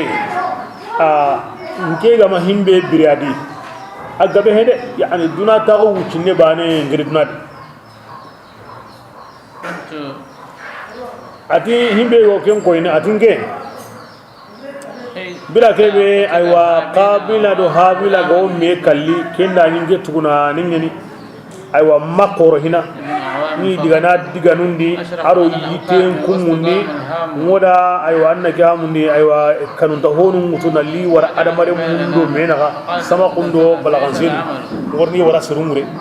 yokanna ayi torono Allah farende anda kengulen golli burede قال الرسول صلى الله عليه وسلم من العبد adi Allah fare ma ingira gisa adi sere hananu be ga tongoni kapannu huyange takko gendi nu yimme gari serullanga ngera jaragi awu ma ga yundini ati wallahi ati nimis ati nga iwa Allah nyaga na imma ka usamundonga igeri kappa hudu kai bila kebe aga duwa iserun kamani langa ira ajaragi awu ma ga yundini ati nimisi ati Ibrahim kanda gemalle mawo ntongondi tay bila kebe igawa sirni yimbendi igara wara jonno gondi nge ni kapay yimbendi aywa bila kebe Yusuf alayhi salatu wasalam igara sir grendi ngira sama grendo ko jupenga nda Musa gemalle mawo do Harun awanginya kappa nabillahi Isa Maryam remme kisio nema ngama ati Isa na kinda tindo Muhammadu ko niga na mewari ni kunyinen kinyandai ana siti agara ke ko Allah farinda diga men sigindi na Isa salamun yimi ati wa alayka salam ya ham wa ma hajatuka yawo adige birenga ati awa ngo kunyinen sa ni Isa ham anyi me kunyiden an kamma aywa an pajuni maniya atinge haju man gebe ya adi Musa din karangundi tawretai Isa din karangundi injiliya an kanin karangundi qur'ani ana siwa lagamni adi Allah falen gara karangundi qur'ana be adi waqi'atu sura amma yatasaaluna idha ash-shamsu kuwirati qul ya ayyuhal kafirun qul a'udhu awa khalasiyen soran do tanga soran billi Allah farenda karangundi kuy qur'ana di wa do ko mi diga mu kunta ko igaw mi katana de intabana o tanu intabana Zaid ibn Harisa kengo banendi anu Zaid gan kebeya sahaban di aya to wonan kuni Allah farin diga ti iyare men Allah farin ga sununa bugun makan diga Taifa adiya ka fa Allah farin bani nya ken jondi ayu wonya Abdullah ibn Mas'ud jondi Makka Allah farin di ndo ko ndigana ayanti ike وكيتا قلن كي أنا سجوني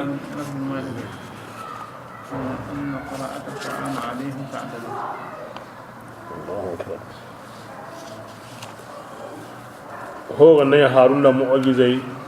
أو نيانا الله فارن يماتو أو قرون نعن كرامي الله فارن يماتو نونو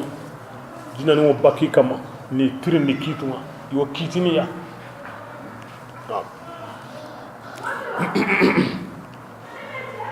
سوي كتابين منو كشف الحجاب عن أسئلة الجان كمين مسألة جينا نينا تيرني راجات كشف الحجاب والران عن أسئلة الجان نسيكا نيامي ينبو جينا نمتيرني مغا وسألوني عن كذا وكذا وكذا وكذا فعجبتهم وسألوني عن كذا وكذا واسط كمولي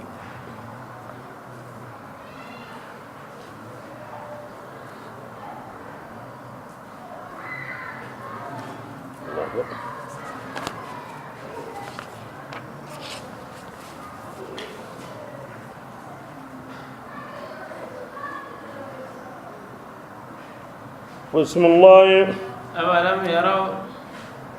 يلي أيوة مك وندين نكرنا ما وروا أن الله نند الله تعالى أياني كمننا أتغندي كمننا أرونينا أكين الله أمت تنبي أواتي كمننا ونين تغندنا لقادر يلي الله بيغنا كيم بقورة تاغا ما تنبي يلي كي الله في لاني أنا نغوا على أن يحيي am ngarinni awa kara hurunga bala ay miri du jabi atun am tongni alla be gara kesunya ga matambi anta korni kummennu a ikunna minna ina munye ki akama kamu kani imendi anga wono ko e kebir anga himbe kamma himbe ga wani mendi ken tagandana kebira kenta korna ngundinde innahu kebira kamundo nyen tagandana la niya nan nyene honsu ko homantenga honsu kendi kun kariyen kendi iwundiyen kendi bismillah wa yawma ya rasulullah nginna ko tan simma igo yem mumballini kunga kafirawo yimbin kamma ina tidangani alaysa hada yalli ke wundinde ke yangan katande manya ti tunga wa ko megara allah awa kuta hohodi nan karaka ma la rama allah gara sagandan tarodi hoho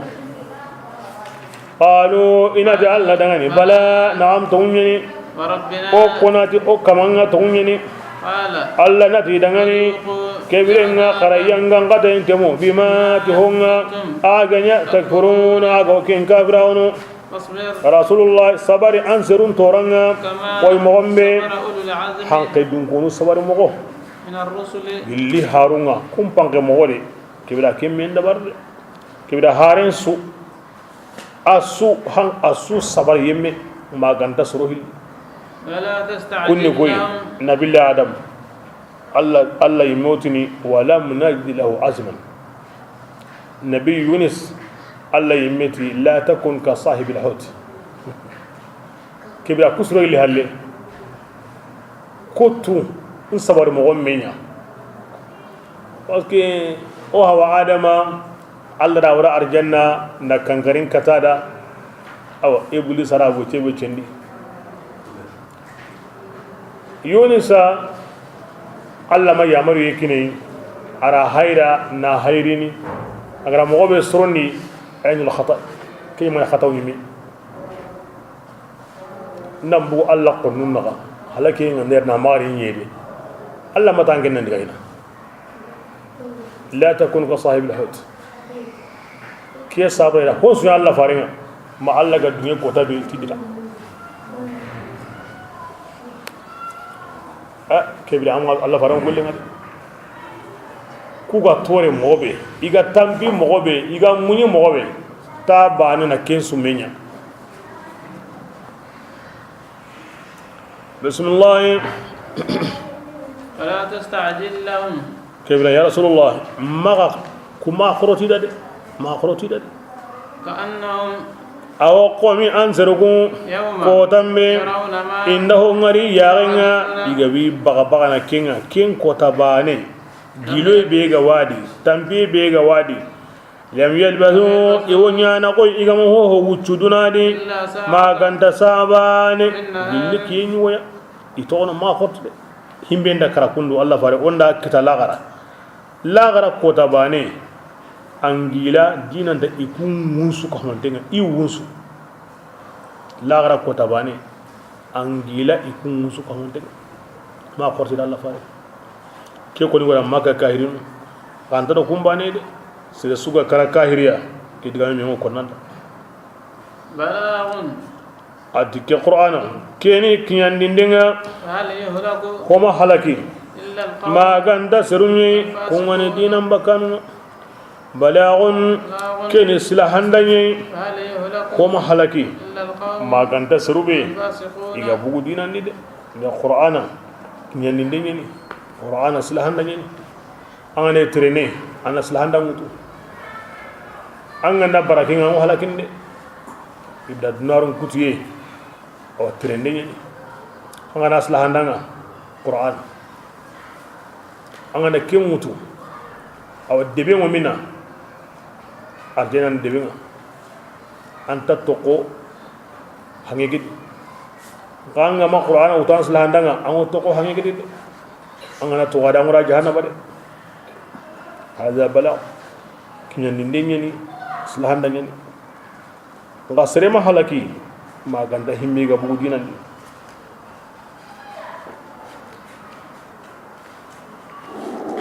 ابن عباس سواكن رضي الله عنه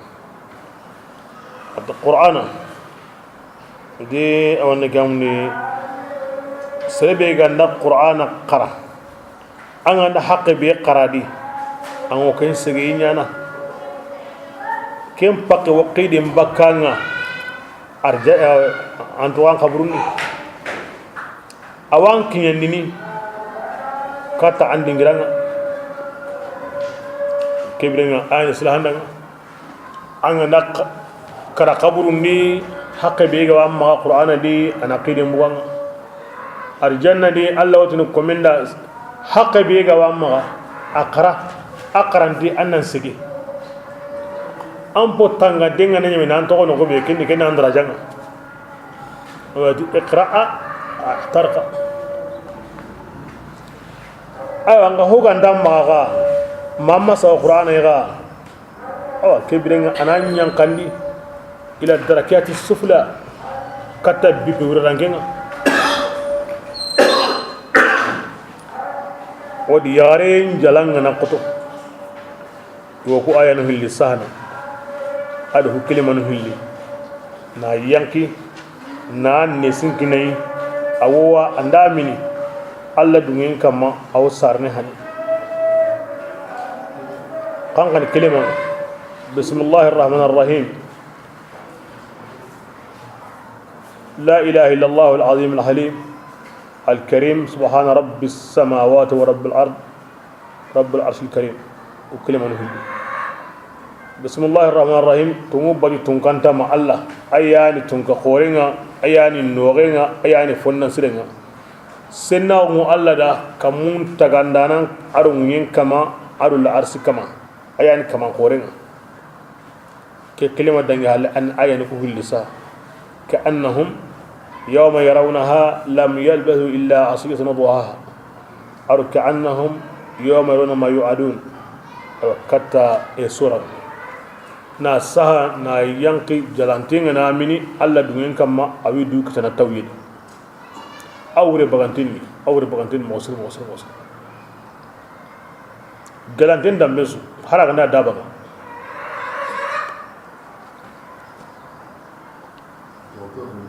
sadaqallahu alazim